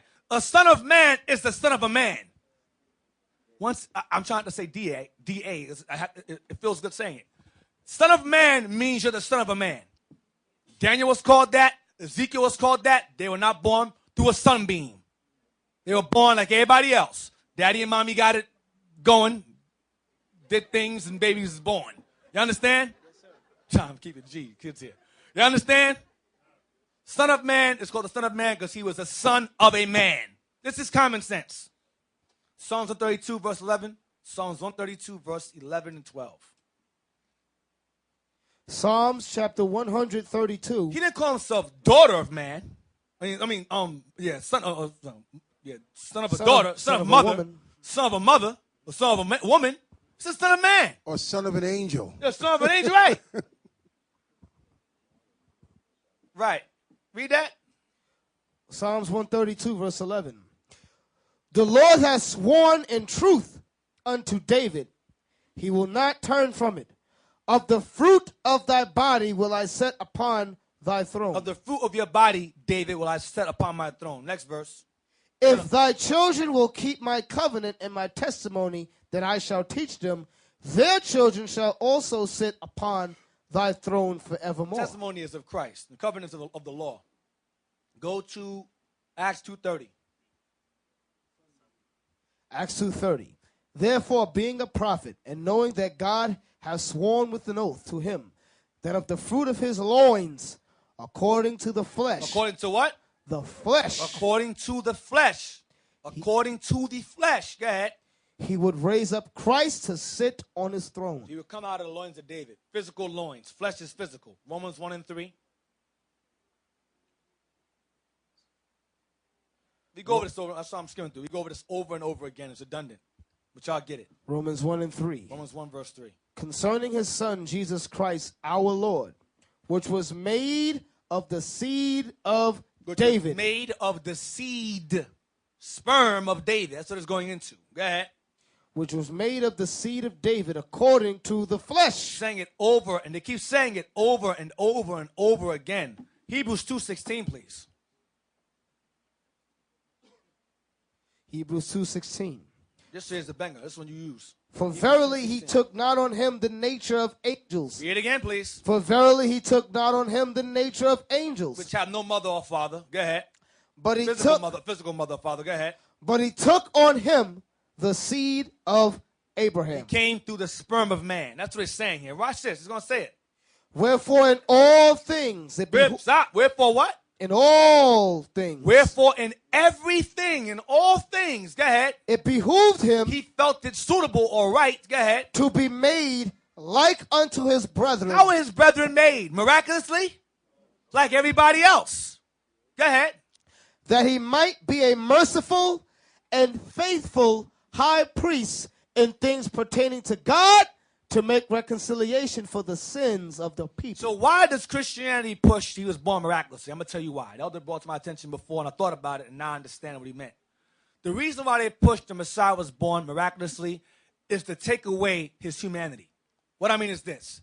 They say the reason why Christ can keep the laws is because he was not a man. It takes a God to do that. Man can't keep no laws like that. Only a God can. So because of that, let's remove his humanity from him, make him a God, so it'll be impossible for a human to keep the laws. That's the purpose of it. That's the underhanded deceit of it. Make him more than a man, because man can't keep laws. Only a God can keep laws perfect. Even though Christ himself said, be perfect as my Father is in heaven, negate that. He wasn't a man himself, so we can't do what he did. He died on the cross. He nailed the laws to the cross for us. He died for us, so we don't got to keep laws no more. That's the whole premise of it. That's the whole deceit of Christianity. Make Christ not a man, remove that, so we can remove responsibility of keeping laws like he did. That's the whole point. The whole point is not keeping the commandments. That's the whole purpose. Y'all follow? Okay. Right, and also what it says that Mary was a virgin. or ever, like they say, even after everything, they think like she was an ever virgin, meaning that nobody never dealt with her. But when you read the scripture, it tells you that Christ had brothers, right? And sisters. You know, so where are they getting these things from, man? Where are they getting these things from? And you'll hear arguments like, where's Christ's father at? How come we don't talk about him no more? Where is Abraham's mom? Where's Abraham's aunt? Where's Abraham's nephew, nieces? Where they at? Why these dumb questions? I don't care what Joseph is. What I do know is he put his penis in Mary and had Christ. That's all that matters. His penis matters. I don't care. That's it. Be honest. We can tell you that's all that matters. It's madness. Where is Joseph? Where is Abraham's mom? Where was Moses? I don't give it. I don't care. It's not. You're going to hear nonsense arguments like that. You're going to hear it. I'm telling you. Where is Abraham? I'm not going to do it. It's madness. Don't fall for semantics. Don't fall for it. All right, let me bring out one thing in the Bible dictionary before you move on. Oh yeah. Go to Mary. Go to Mary, the Virgin. You know what I want, Liam? What you say? Well, I mentioned Joseph's penis being important as the loins, according to not to me. That's gay. But you understand what I'm saying? His loins matter because of the lineage of David. He came from the lineage of David. That matters. Your lineage comes through your father. So your seed of the father matters. Y'all understand? All right. Mary, the virgin birth. You know what I want? Right. Yes, I have it. Page 348. Right, because remember what Deacon Iton brought out. You understand? The Roman Catholic, they took over. They brought all kind of paganism inside the true Christian faith. You understand? They brought that sun worship and all of that. All right. They also brought the virgin birth, which we know they got all the way back from Egypt, from Babylon, from Nimrod and all of that. So read that right there. It says, Mary, page 348. I want Yes. the last I got it. Yes, distinctively. Sir. Distinctive Roman Catholic doctrines about Mary. Immaculate Conception, 1854. An Assumption of Mary, 1950. All right, so you see, that's when that doctrine came about, in 1854. That's when they brought that doctrine that Christ had no father. Before that, they wasn't teaching that, because everybody know to bring 4 kids, you need a man and a woman. You know, before they wasn't teaching that immaculate conception. All right, but it says distinctively Roman Catholic doctrine. That's who came up with that, the Roman Catholic Church. The Roman Catholic Church established that in 1854. That's their solid doctrine. She was born miraculously. And Mary is who they worship in the Catholic Church is Semiramis. They merged together because the Catholic Church worships Egypt. IHS, they say it's IHS, the symbol of Catholicism is Jesus Hominus or Salvatorum, means the savior of all mankind. But that's not what it means. It means Isis, Horus, and Set. That's what it means. They play games with you. Hey, Aitan, another thing too, they got a lot of these nuns in them Right, talking that's about they want to be like Mary. You know, talking about they being celibate and virgins and so forth. But you see all the stuff that goes on in the Roman Catholic Church with them young boys. Mm-hmm. So imagine what goes on with them women that take that vow. Right. That's Babylonian also. Nuns is also Babylonian. Go to page 28. Right there is good. Read that there.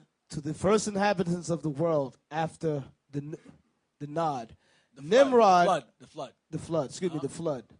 Nimrod, the first king of Babel. No, his name is Ninus. Nimrod, also Ninus. The first king of Babel. His queen Semiramis. And their miraculously born godchild Tammuz. Godchild. I'll go back to my point about him not being a human. He's a god child. Go ahead. Godchild Tammuz. In parentheses, the son of the son. The son of the son. Go ahead. was the first pagan trinity. First what? Pagan trinity. The first pagan trinity. That's where the Trinity comes from. Isis, Horus, and Set. Nimrod, Semiramis, and Tammuz. Pagan trinity. This is Christianity right here. 101.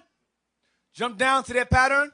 Their pattern of worship is usually the same. The pattern of worship in this trinity was usually exactly the same customs, the same rites, the same traditions, same feast days, different names. Watch this. Only the names are different because of the various languages in the world. So when Nimrod was being worshipped and the Mosai could find the languages, they all continued to worship him and his wife and child, or so-called child, illegitimate child, when the languages were confounded. So they worshipped him in different languages.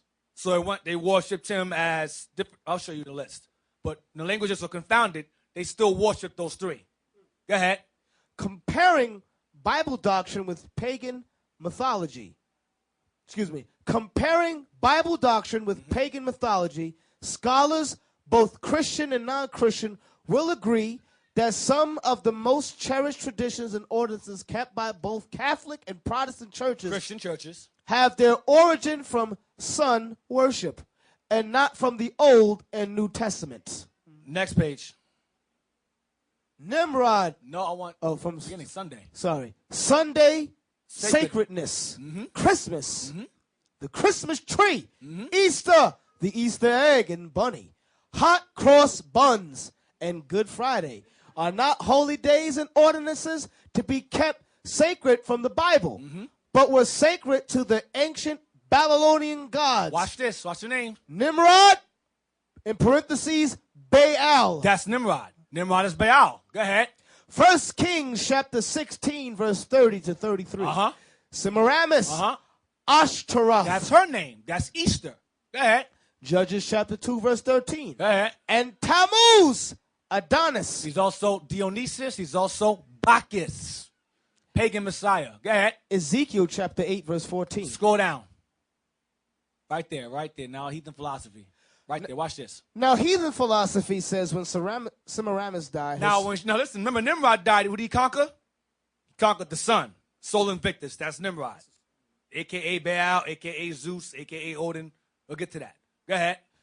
Now, heathen philosophy says when Semiramis died, her spirit, like her husband's Ninus, Nimrod, became immortal and flew up into the moon and took possession of it. That's who Islam worships. That's her. She go to the moon. Go ahead. She became the moon goddess. Watch this. The mother of gods. The queen of heaven. Jeremiah 7:13. Jeremiah 7 and 18. Let's see, that's in the Bible. We worship that. That's the book your of Easter. Go ahead. Jeremiah chapter 7 and verse 18. The children gather wood, and the fathers kindle the fire, and the women knead their dough to make cakes. That's those hot cross buns. Make the cakes. Go ahead. To make cakes to the queen of heaven, and to pour out drink offerings unto other gods, that they may provoke me to anger. Go to 44 verse 17. And Mother's Day, right? 44. And Father's Day, too. Jeremiah 44, verse 17. As for the word which thou hast spoken unto us in the name of the Lord. This is when Jeremiah visited Israel that was in Babylon. All right? Being rebellious. We will not hearken unto thee. They were in Jeremiah visiting Egypt. They were hiding from Babylon in Egypt. Go ahead. We will not hearken unto thee, but we will certainly do whatsoever thing goeth forth out of our own mouth. We're going to do what we want to do. Go ahead. To burn incense unto the queen of heaven, and to pour out drink offerings unto her, as we have done, we and our fathers, our kings and our princes in the cities of Judah, and in the streets of Jerusalem. For then we had plenty of victuals, and were well, and saw no evil. So people oftentimes will do things like wear a cross and go, see, now wear this cross and wear these beads. Good things happen to me. That's what they do. It's the same customs, the same exact nonsense. Read on. But since we left off to burn incense to the queen of heaven and to pour out drink offerings unto her, we have wanted all things and have been consumed by the sword and by famine. So by not worshiping her, we went through hell, we got killed, we got death, but we worship the queen of heaven, we're good. Go ahead. And when we burn incense to the queen of heaven and poured out drink offerings unto her, did we make her cakes to worship her, That be also goes into your birthday cakes. Go ahead. and pour out drink offerings unto her without our men? So when we did these things, were not our men present? So the women were leading the households while in Egypt, while worshiping a female goddess. Because that goes into a role reversal. When you worship a queen, the woman becomes the queen of the house or the diva of the house. That's what that is. In the Christian church, the same thing. Women dominate the Christian churches. I know this. Christianity, women rule in Christianity. They rule. All right, now, continue that. Now she became the moon goddess, the mother of gods, the queen of heaven. When her godchild Tammuz died. So when she died, Ashtoreth or Semiramis, the Myth, she became the queen of heaven. She conquered the moon. Go ahead. When her godchild Tammuz died, the pagans claimed his spirit became immortal and took possession of the east star Venus. The eastern star Venus. Go ahead. That appears together with the sun and moon in the spring. Watch this. This was also known as the New Year Festival. January. New Year Festival. Go ahead. The reason they called it the New Year Festival was because in ancient times, pagans began their New Year in the spring, not in January. But Esau changed it to January to throw you off. As Baal, the Lord of heaven, had his visible home, the sun, so did Semiramis, as the queen of heaven, have her visible home, the moon. Tammuz, like his parents, took possession of the brightest lights in the sky, Venus. So the east star. Right. This goes back to Easter. Let's go to page 29. Page 30. Almost finished. Page 30. Right there. Satan invented these cruel gods. Right there. Satan invented these cruel gods. Satan means the other gods, the idols. Go ahead. Invented these cruel gods and its cruel clergy Other gods. Go ahead. To guide those who worship them to destroy themselves. Right. Everything from cannibalism, sacred prostitution, rape, incest, homosexuality, murder, lying, stealing, self-emasculation, cutting your genitals off, as they used to do also, and suicide did these gods and their myths commit. Therefore, those who worship them were led to follow in their footsteps. So the gods in their stories did these things, so the people who followed them did the same exact thing to themselves. Homosexual relationships, they killed themselves, they would steal, they would lie, they would commit incest, homosexual activity going on, prostitution, eating flesh. All right? So let's go to Wisdom of Solomon on 14:15. He explains briefly about Tammuz.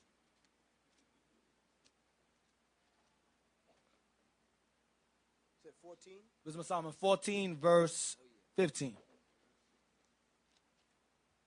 Wisdom of Solomon, chapter 14, verse 15. We're going to read the exact same things in Wisdom of Solomon. Watch this. You follow idols. For a father afflicted with untimely mourning, when he hath made an image of his child soon taken away, now honored him as a god. At the Tammuz, he died as a baby, and they made him a god, the godchild. Go ahead. Which was then a dead man.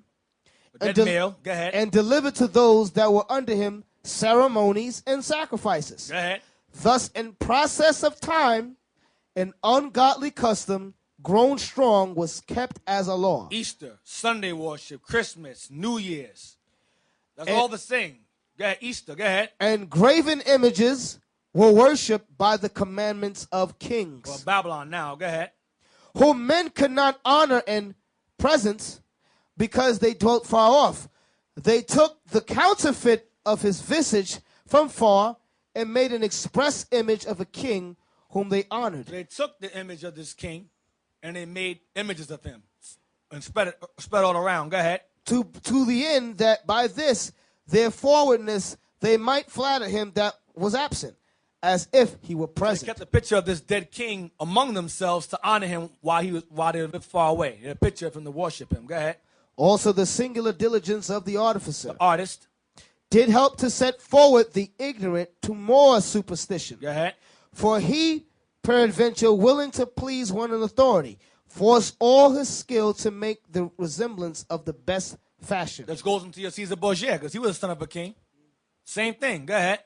And so the multitude, allured by the grace of the work, took him now for a god, which a little before but was honored as a man. That goes right back to Nimrod. That goes right back to Caesar Borgia, a white image of Christ. The same exact thing.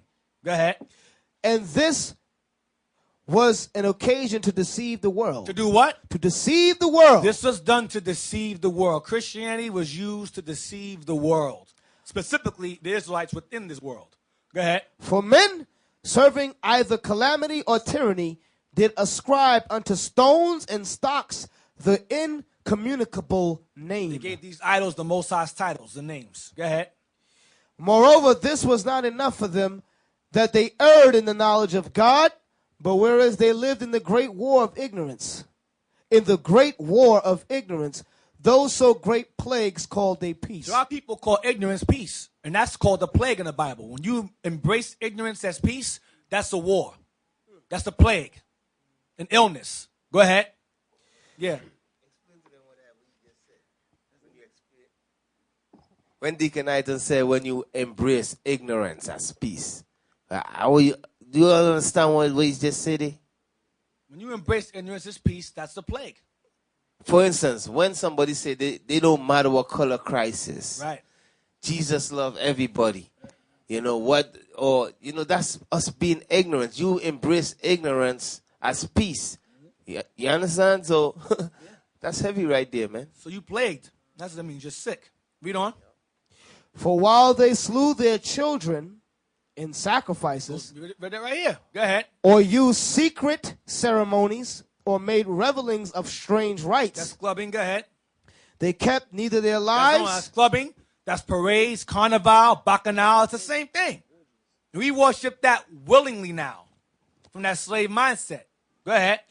They kept neither lives nor marriages any longer undefiled, but either one slew another traitorously, or grieved him by adultery, Well, they killed because we committed adultery. Go ahead. Sleeping with prostitutes. Go ahead. so that there reigned in all men without exception of blood, manslaughter, theft, Stealing.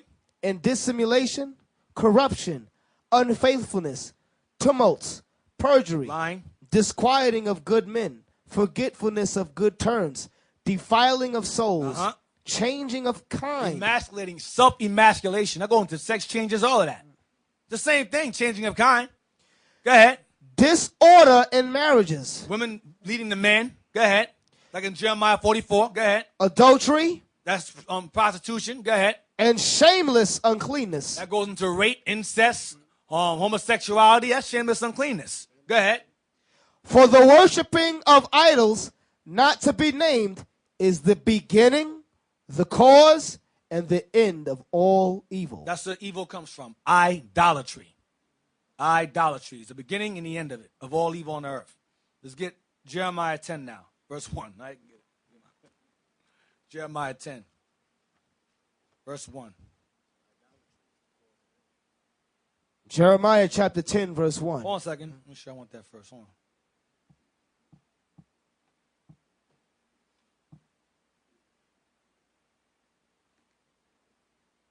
Scroll down real quick. Scroll down. Read this first. Scroll down to the bottom of the page. Then we'll get Jeremiah 10. Scroll down. Down. This is short. Right there. Read it. There is not one single. There is not one single scriptural evidence that supports the birth of Christ as being December 25th. Watch this. But history says December 25th was kept thousands of years before the birth of Jesus in honor of the pagan Messiah. Another name for Tammuz, the pagan godchild, was Baal Bereth, which means Lord of the fir tree. Go down. Watch this. The sun god, the mother goddess, and their son, according to the Babylonian mythology, were mystically changed into trees. This is the origin of burning the Yule log. Go ahead. Nimrod, defied as the sun god, was symbolized by a big fir tree stripped of all its branches and cut almost to the ground. That's the stock. They worship the stock. Go over to the next page. Right there, the ground. Liam? Cut to the ground. Jump down to people of Aryan stock. People of Hold on. Go ahead. People of Aryan stock who believed that the oak tree was a symbol of Zeus or Jupiter Remember that name, Jupiter. They put that in our temple. Jupiter the defender. Go ahead. believed that this branch was of mistletoe, which grew on the oak tree, and to be kissed under the mistletoe would ensure fertility. That's where mistletoe comes from. Go up. Go up, go up, go up. Christianity's witchcraft. Go up. I mean, you go down. Well, go down to the picture I want the picture. There you go. That's a stock right there. Look on the right-hand side. It's a palm tree. They would decorate the palm tree with silver and gold, and then later on we put lights on it. I know in California, in California they have that. Palm trees lit with lights around it around Christmas time. That's the first Christmas tree, the palm tree. Then later on, these say, okay, remove the palm tree. That's too obvious. Make it a pine tree instead. Okay? That's in honor of when Nimrod died. They say he was reborn as Tammuz, December 25th. That's what they're worshiping. Jeremiah 10 now. So now we know why they worship the trees. Jeremiah 10, verse 1. Hear ye the word which the Lord speaketh unto you, O house of Israel. Thus saith the Lord, learn not the way of the heathen, and be not dismayed at the signs of heaven, for the heathen are dismayed at them. Are afraid of those things. Shooting stars, an eclipse, that scares them. It's simple. Go ahead. For the customs of the people are vain. Lies. For one cutteth a tree out of the forest, the work of the hands of the workmen with the axe. They deck it with silver and with gold. Yeah, that song, silver and gold. So that's their theme song, Christmas time. Go ahead.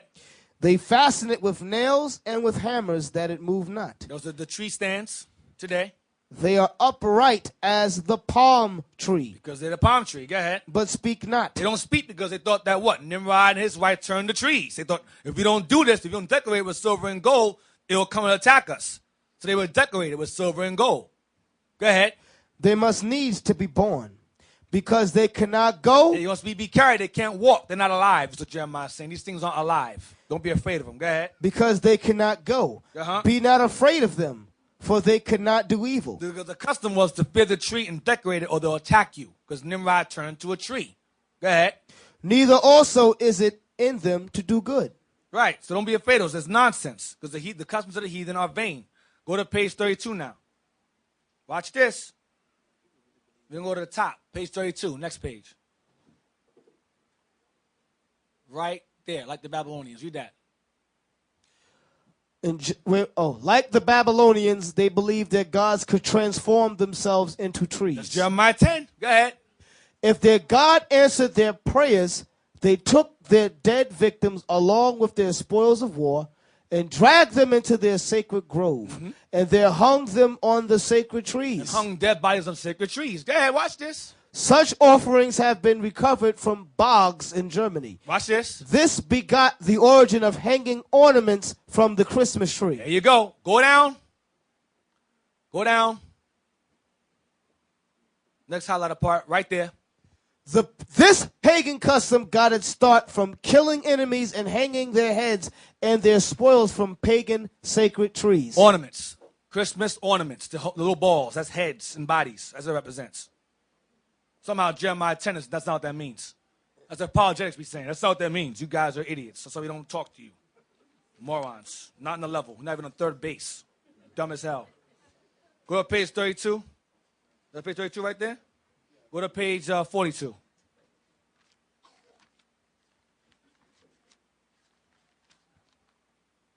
Page 40. Watch this. Now I'm going to show you. Remember I said earlier how they worship the same exact Trinity, different names, different languages. That's Osiris. That's also, I think that's Serapis as well. Go up. He's a black Egyptian guy. He's black. He's really dark, but it's a white picture. But he's a black. You understand what I'm saying? Their guys look like them. Go up right there. It says, here are just a few names that identify with the original pagan trinity of Nimrod, Semiramis, and Tammuz. Read Israelites, Liam. Israelites. Nimrod, the Lord of heaven. What they call him? Baal. What they call Tammuz? Tammuz. Semiramis is called? Ashtaroth. The Phoenicians called him? El. Uh-huh. Bacchus. So Bacchus is Tammuz. Go ahead. Astarte. That's the Romans worship that god, Easter, Ashtoreth. Go ahead. The Babylonians, Baalis, Belus, Tammuz, Rhea, Ishtar. Ishtar is also Persians. Go ahead. Assyria, Ninus, Hercules, Hercules is born miraculously also. All these guys in the middle were born December 25th. Miraculously. All. What a coincidence. Go ahead. Beltis, Greece, Zeus, He worships Zeus. That goes back to Nimrod. That's him too. Dionysus, Dionysus also a pagan messiah, born December 25th. Aphrodite, There you go. Go ahead. Rome, Jupiter, Put that in our temple. Jupiter. Go ahead. Attis, That's also Tammuz. Cybele, Uh-huh. Diana, Of the Ephesians. Diana of the Ephesians, also Wonder Woman. right. Go ahead. Egypt, Ra, Uh-huh. Osiris, Horus, Uh-huh. Isis, Hathor, That's Queen of Heaven. Go ahead. Next one. India, Elam. Vishnu, That's Nimrod. Krishna, That's the pagan messiah. Isi, Which sounds like ISIS. Devaki, Next one. China, Uh-huh. Panku, That's Nimrod. Yi, Uh-huh. Hingho, Masupo, Masupo, Mexico, Tiago, Quetzalcoatl, I think it is. yeah, Quetzalcoatl and Coatlique. is, Coatlique, yep. Next one. Scandinavia, Uh-huh. Odin, Celts. Odin. Balder, Uh-huh. Frigg, or Freya. Freya is the nuns of Freya. That's where nuns come from, and that's Friday. Frigga's Day, Freya's Day. That's Friday. Or Saturn Day. Romans changed our Sabbath day, and they gave it a name. Saturn Day. Or our rest day is just Saturn's Day. All right? So now, page 44. Almost done. It's short. Page 44. The bottom part. Then we'll be done with this book. I'm going to go to Easter. Yeah, read that. The Queen of Heaven was also a goddess. Read the top. Has the reader. Has the reader ever wondered what the Easter bunny has to do with the resurrection of Christ? I wonder. Go ahead. Or the Easter egg? Yeah. Like the festival of the Christmas and the Christmas tree. Right. They have nothing whatsoever to do with the gospel of Christ. Right. The Queen of Heaven was also a goddess of fertility. That's Semiramis, Sybil, Diana, fertility goddess, which goes, go ahead. And because the rabbit and the hen were noted for their many offsprings, there were her symbols. They were a symbol. The rabbit is Semiramis, a symbol of fertility. Even the word Easter Even the word Easter itself, go ahead. is of Go back, next page. Watch is this. of pagan origin. Uh-huh. It is Chaldean and means Astarte. Uh-huh. This That's is Romans. one of the titles of Beltis, the Queen of Heaven at Nineveh. Read on, watch this. There were many symbols that identified with pagan worship, and one of them was the letter T. The letter T. Watch this, the capital T, because the Greeks crucified us also, but they crucified us on capital T's, not lowercase t's like the Romans. Go ahead. This was the symbol of life beyond the grave, and it was also the symbol of Tammuz, For his name, Tammuz. Go ahead. the Lord of death and rebirth. Resurrection, Easter again. Go ahead. In Egypt, this symbol was called the Ankh. Uh-huh. As we established earlier, Baal worship sacrificed human beings. And because Tammuz's name began with a capital T, they would make wooden piles in the shape of a T and then place their sacrifices on them. Hanging on a cross. In due time, miniature amulets were made as symbols of sun worship. They looked like this. And then Esau changed it into a lowercase t. Christianity, the cross. You wear on your neck now. That's the Ankh. It's all the same thing. The Ankh, the T, the all, that's the same exact thing. That represents the penis and the vagina. That represents life. That's supposed to be. So now let's go to Acts 12, verse Hey, 1. Deacon. Yeah. What's heavy about that Ankh is you got Negroes who despise a cross, but they wear that in place of it. And it's the same exact And thing. it's the exact it's same just thing. as evil. And- So you see black people walking in the street thinking they deep. They got two of them sometimes. Yep. They'll put it on the hat. Go back to that, the Ankh again. Load up again. Now, I mentioned earlier that that Ankh is represents the woman's vagina on top and the man's penis is in the bottom. That is the same symbol synonymous with the hexagram. The two triangles is also a penis and a vagina. They mean the exact same thing. Two paganistic symbols representing life. Two triangles, and that is exactly the same thing. Hexagram and that are the same symbol. That's what I'm saying to you. So we don't rock that in here. That's all I want. Acts 12, verse 1. You mentioned earlier how Herod had killed James, brother of John. We'll read it again from the top. 1. We're going to read the verse. Yes, sir. Acts 12 and 1. Yeah. Now about that time, Herod the king stretched forth his hands to vex certain of the church. And he killed James, the brother of John, with the sword. And because he saw it pleased the Jews, he proceeded further to take Peter also. Watch this. Then were the days of unleavened bread. During this time was Passover was taking place. During this time, go ahead. And when he had apprehended him, He arrested Peter. Go ahead. he put him in prison and delivered him to 4 quaternions of soldiers to keep him, Watch this. intending after Easter to bring him forth to the people. Stop. Now, Easter here, I've heard rumors that Easter here translates to the word Passover. Originally, it did, but not in this chapter here. It did not. Let's go to Zonovan. You know what I want. Dictionary. Go look up Easter there. Zonovan Bible Dictionary there. And I want you to go to Bible Study Tools. I sent you the link. Bible Study Tools. Hold that. Go to Bible Study Tools. Watch this. Because I was told that if we can't deal with the Hebrew, listen, you're going to like this one. We can't deal with the Hebrew, explain Easter. Because Easter, when you go to Hebrew, it translates to Passover. Okay. So you got to go into the Hebrew to understand the Bible in certain times. No, that's not true. Go to the Bible. The Bible, no, go to the link where it says the arrow next to the Bible. It says the Bible is your arrow. No, I'm sorry, no, leave it alone. Go to version. Yeah, go to translation. Go down to T, you should see Tyndale. Tyndale. Yep, click that. All right, stay there. Read that, please. Zonovan, read that. Easter. Hold on. Okay. Rendered, it says Easter in parentheses, Passover. Stop.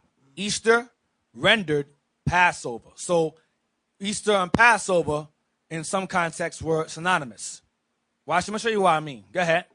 Rendered Easter in Acts chapter 12, verse 4. Rendered Easter in Acts chapter 12, verse 4. King James Version. King James Version, go ahead. But correctly translated Passover in ASV. But correctly translated Passover in the ASV. ASV stands for American Standardized Version Bible. That's the Revised Version Bible. Now, we know about the Revised Version Bibles. You know what they do, don't we? They take things out. Like Jeremiah 14:2, with American Standardized Version, it ain't going to say black unto the ground in there. If you go to black, but commonly in the Standard Version, it's not going to say black and comely. It's going to say dark and lovely. Two different things. Black and dark, two different things. I drive a dark car. What color is the car? Red, green, blue. Drive a black car. It's a black car. A dark man robbed my house. Well, what was he? A dark man. Well, which one that mean? Which one? What is he? A black man robbed my house. You don't know if I say a black man robbed my house, you know, it's us. See my point? That's what American Standardized Version Bibles do. The key thing, Deacon, is why every place it says black, they changed it. Right. If it wasn't a big deal, if we're making the Bible to say something else, then leave it alone. Right. Okay, same thing with Job 30:30. Yep. It says, my skin is black upon me. They changed it to my skin turns black or my skin grows black. Right. Why change it? What was the purpose of it? That's why we tell y'all we only deal with the King James 1611 Bible. Right. Because as we started to rise up with the understanding of the scriptures, that's when the scholars said, we need to change this. Them niggas is waking up. Yep. Now go to the etymology. Go to type in E-S-T-E-R. E-S-T-E-R in there. This is a Tyndale Version Bible. William Tyndale was the father of the English Bible. See that? Look what it says. This is Tyndale Version. Matthew 26, verse 2. You know that after it, the days blow up some more. I can't really see that. Shall be, there's the words to put different. Shall be Esther, and Son of Man shall be delivered to be crucified. Go down. They say the white man put Easter there. It's written here dozens of times. And Tyndale was no white man. He said, go into the city unto such a man and say to him, the master saith, my time is at hand. I will keep my Easter at thy house with my disciples. After 2 days followed Easter and the days of sweet bread. So Easter and Passover were, at one point in time with William Tyndale, synonymous. Because during his time, it was Catholic Britain. They observed Christian, they acknowledged Passover, they called it interchangeably either Passover or Easter. He knew that. He translated the Old Testament in the year 1526, and I think the New Testament in 1530. The only word he could think of for the New Testament that could fit Passover in their proper context, because Easter can be translated out of Greek into English. This is Astarte in Greek and Easter in English. Okay, I'll use this word. This word people understand. If I put Easter here, they'll know I'm referring to Passover, because during his time in Britain, Easter and Passover were synonymous. You follow what I'm saying? I got to prove it now. Go to Tyndale, please. William Tyndale, Wikipedia. During his time, Christians of his time acknowledged that Easter and Passover were one and the same. So he put the word Easter there as the English translation for Passover. You follow? That's why in the KJV it says rendered Passover in Acts 12:4. That's not Passover there. That's not that right there. Easter in that 12:4 is actual Easter paganism. I'm gonna prove it. Go down. It says William Tyndale was in the English. Read it real quick. William Tyndale, sometimes spelled Tinsdale, born 1494 to 1536. He put to death. Go ahead. Was an English scholar who became a leading figure in Protestant reform in the years leading up to his execution. He is well known for his translation of the Bible into English. Jump down. With the point. He was in. No, jump down. With the point. Go down to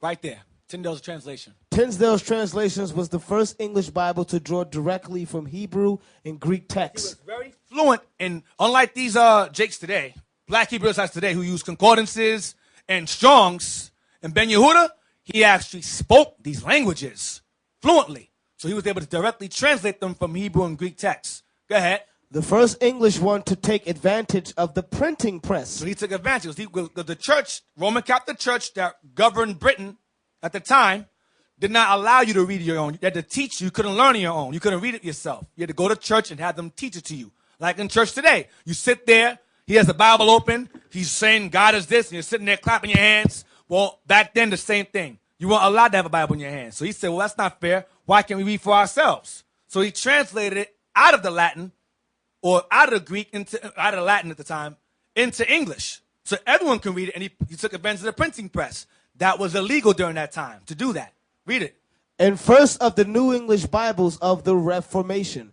It was taken to be a direct challenge to the hegemony of both the Roman Catholic Church and the laws of England, maintaining the church position. So the government of England maintained the church's authority. If you did that, if you translated the Bible into English against the church's orders, you get put to death. The church ruled the state. You understand? The Roman Catholic Church, this is Roman Catholic England. They were against that. Go ahead. In 1530, Tyndale also wrote The Practice of Prelades. That's all I want that. Okay. Go down to right there, 1535. In 1535, Tyndale was arrested and jailed in the castle of Vilford. Or Filford, go ahead. Filford, yes. Outside Brussels for over a year. In 1536, he was convicted of heresy and executed by strangulation. He was hung. After which his body was burnt at the stake. Damn. His dying prayer was that the King of England's eyes would be opened. This seemed to find its fulfillment just 2 years later when Henry VIII authorization of the Great Bible for the Church of England, which was largely Tyndale's own work. Largely, but it wasn't fully because they corrupted it. Go ahead. Hence, the Tyndale Bible, as it was known, continued to play a key role in spreading Reformation ideas across the English-speaking world and eventually to the British Empire. Next paragraph. In 1611, the 54 scholars who produced the King James Bible drew significantly from Tyndale, as well as from the translations that descended from his. Watch this. From his. One estimate suggests that the New Testament in the King James Version is 83% Tyndale's, and the Old Testament 76%. Bought a lot from him. Go ahead. It bought. So compared, remember, it says in the Bible, compared and revised in your Bibles. Go ahead. His translation of the Bible was the first to be printed in English. So they call him the father of the English Bible. That's why they call him that. Go ahead. And became a model for subsequent English translations. In 2002, Tyndale was placed at number 26 in the BBC's poll of the 100 greatest Britons. Yes. Now, why am I going through this? Because why is Easter left in Acts 12:4? Because when Tyndale translated it, Easter was all over the Bible as another term for Passover. Oh, that's what I want. Give me Passover etymology online. I want that. That's what I wanted. The word Passover came from him. That's his term. He coined that term. The word Passover was not existent before him. Passover came from him. Passover. Passover, 1530. Coined by Tyndale from verbal phrase Passover. To translate Hebrew, ha-pasah. The Passah. Ha means the Passah. Ha-pasah, the Passover. Go ahead. Passover. From Passah, see, Pascal. Pascal is the Greek form. In reference to the Lord passing over the houses over the Israelites in Egypt when he killed the firstborn of the Egyptians. When he read, he said, okay, what sounds good? He said, angel Passover. Passover. I'll use that. And he put Passover in the Old Testament in 1530, and he translated the New Testament in 1526. And he was killed in 1535. Go to Easter, type in Easter, go into the glossary, type in Easter. Yeah, click that, see what it says. It should say the same thing. Easter. Read that. Old English Easter Day. Easter Day. Easter Day. Easter Day. It's Easter Day. Go ahead. From Istra, Northumbrian Eostri. Right. From Proto-Germanic Austrian, dawn. Like astronomy. Yes. Uh-huh. Also the name of a goddess of fertility and spring, perhaps originally of sunrise, whose feast was celebrated at the spring equinox from Ost, just east, toward the sunrise. Compare east from pi root Ost, to shine, especially of the dawn. Goes back to Esther, Ishtar, Astarte, Ashtoreth. It's all the same. Go to the dictionary I gave you, Harper's Dictionary. So Easter refers to a fertility goddess of the spring. But that same time, Passover was also held. So they were interchangeably observed in Christian Britain, in Catholic Britain. Read that, Christian festival. The Christian festival that celebrates Jesus' resurrection. The name Easter derives from the Anglo-Saxon goddess of spring, Eostre or Astara. Astara goes to Ashtoreth. Go ahead. But the Christian festival developed from the Jewish Passover, Hebrew Pesach, Greek Pascha. Pascha or Paschal. We read that earlier. Yes. So I want. So Easter is referring to a pagan fertility goddess.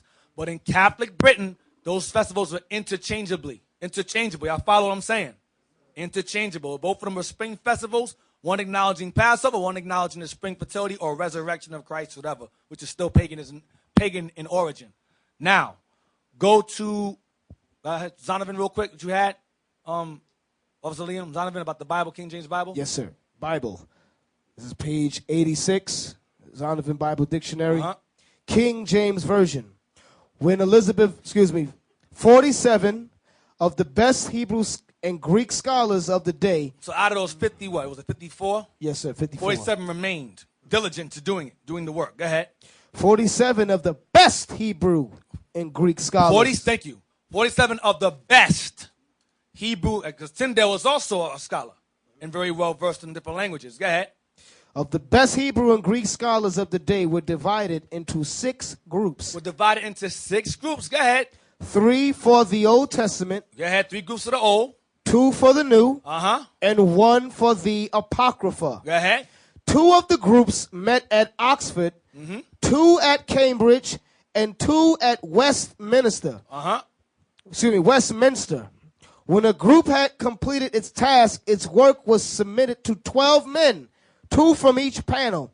Final differences of opinion was settled at a general meeting So this of took each time. company. Hold on. This work took time with scholars. Men, it was filtered, make certain it's done right. It's all written exactly the same. It was clear. You understand what I'm saying so far? Go ahead. Final differences of opinion was settled at a general meeting of each company. Uh-huh. In cases of special If difficulty, there were any difficulties regarding these scholars alone, go ahead. learned men Men who are wiser than all 47, go ahead. outside the board of revisers Outside the council, were consulted. Marginal notes were used only to explain Hebrew and Greek words to draw attention to parallel passages. annotations. That's in the middle of your Bible. On the middle. Go ahead. Italics were used for words not found in the original, but necessary to complete the sense. So that's all I want. So these men had a council. It was filtered. It took time and process. Why would they leave Easter in there by accident? It's no accident. They took Easter out. All them times Tyndale had it in there. They put Passover there. Passover, all through there.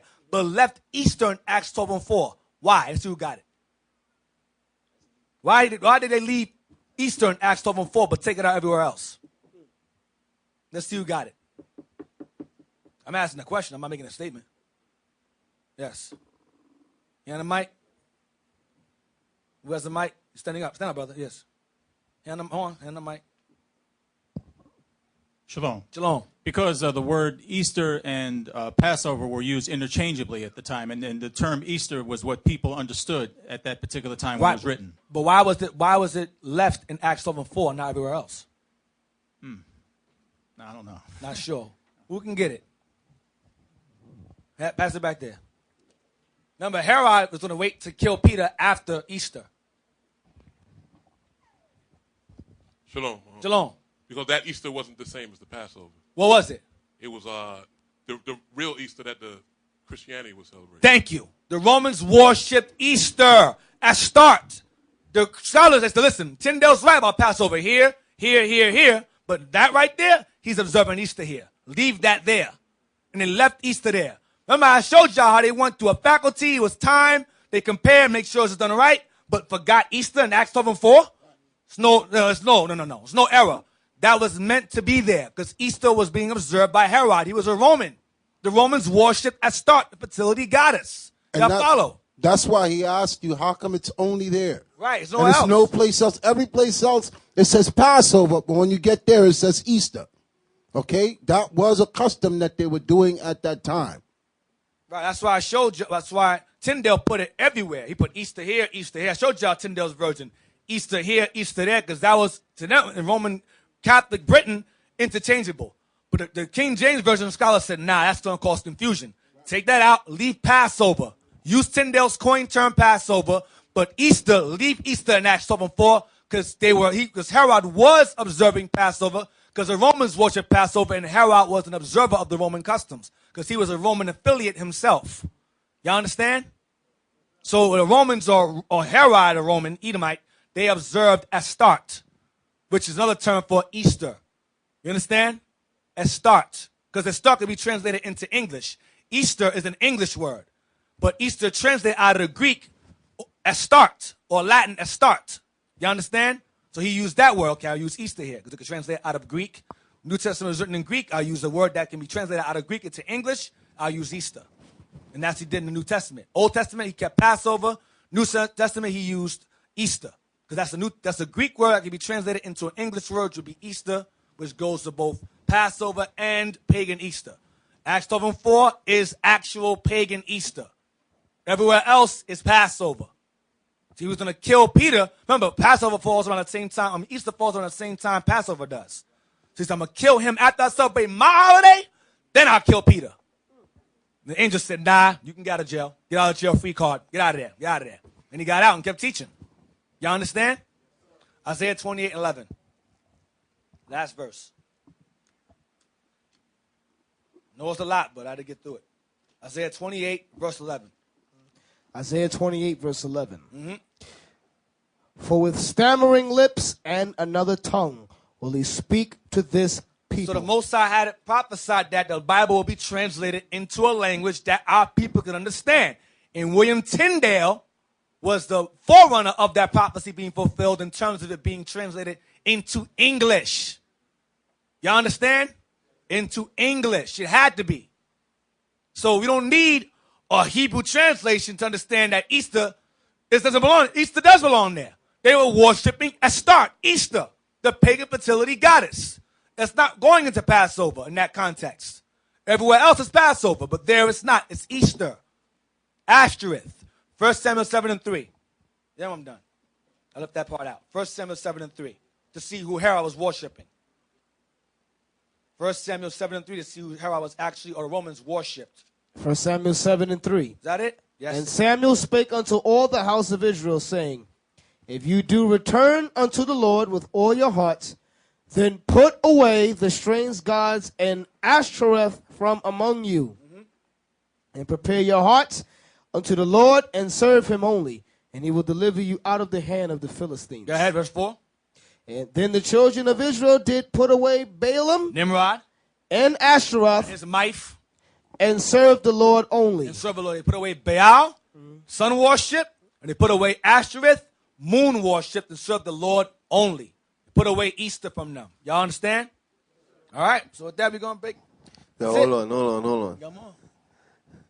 Yo, I think you just dropped some heavy on them, man. Yes, sir.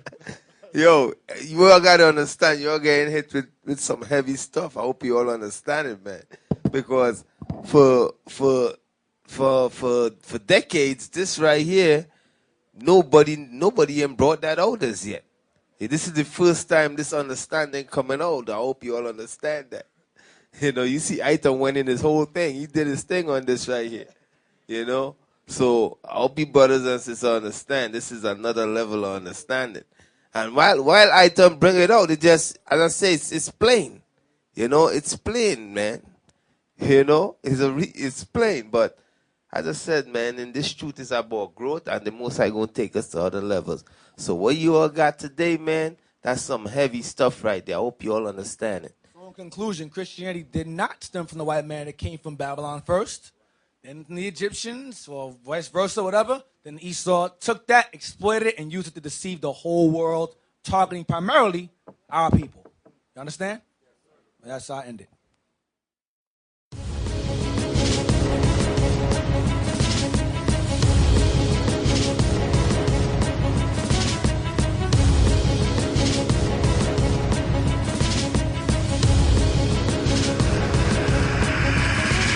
Shalom, Israel. I'm Elder Nathaniel of Israel United in Christ. YouTube likes to shut our channels down, as some of you have noticed, ever so often. Subscribing to join IUIC will assure you will always stay connected to our YouTube accounts. We want to do our best to make sure this truth gets out. Please click and join our subscriber YouTube channel called Join IUIC to stay linked to all of our videos. So again, please make sure you subscribe to this Join IUIC channel to get your latest updates from all our YouTube channels. Shalom.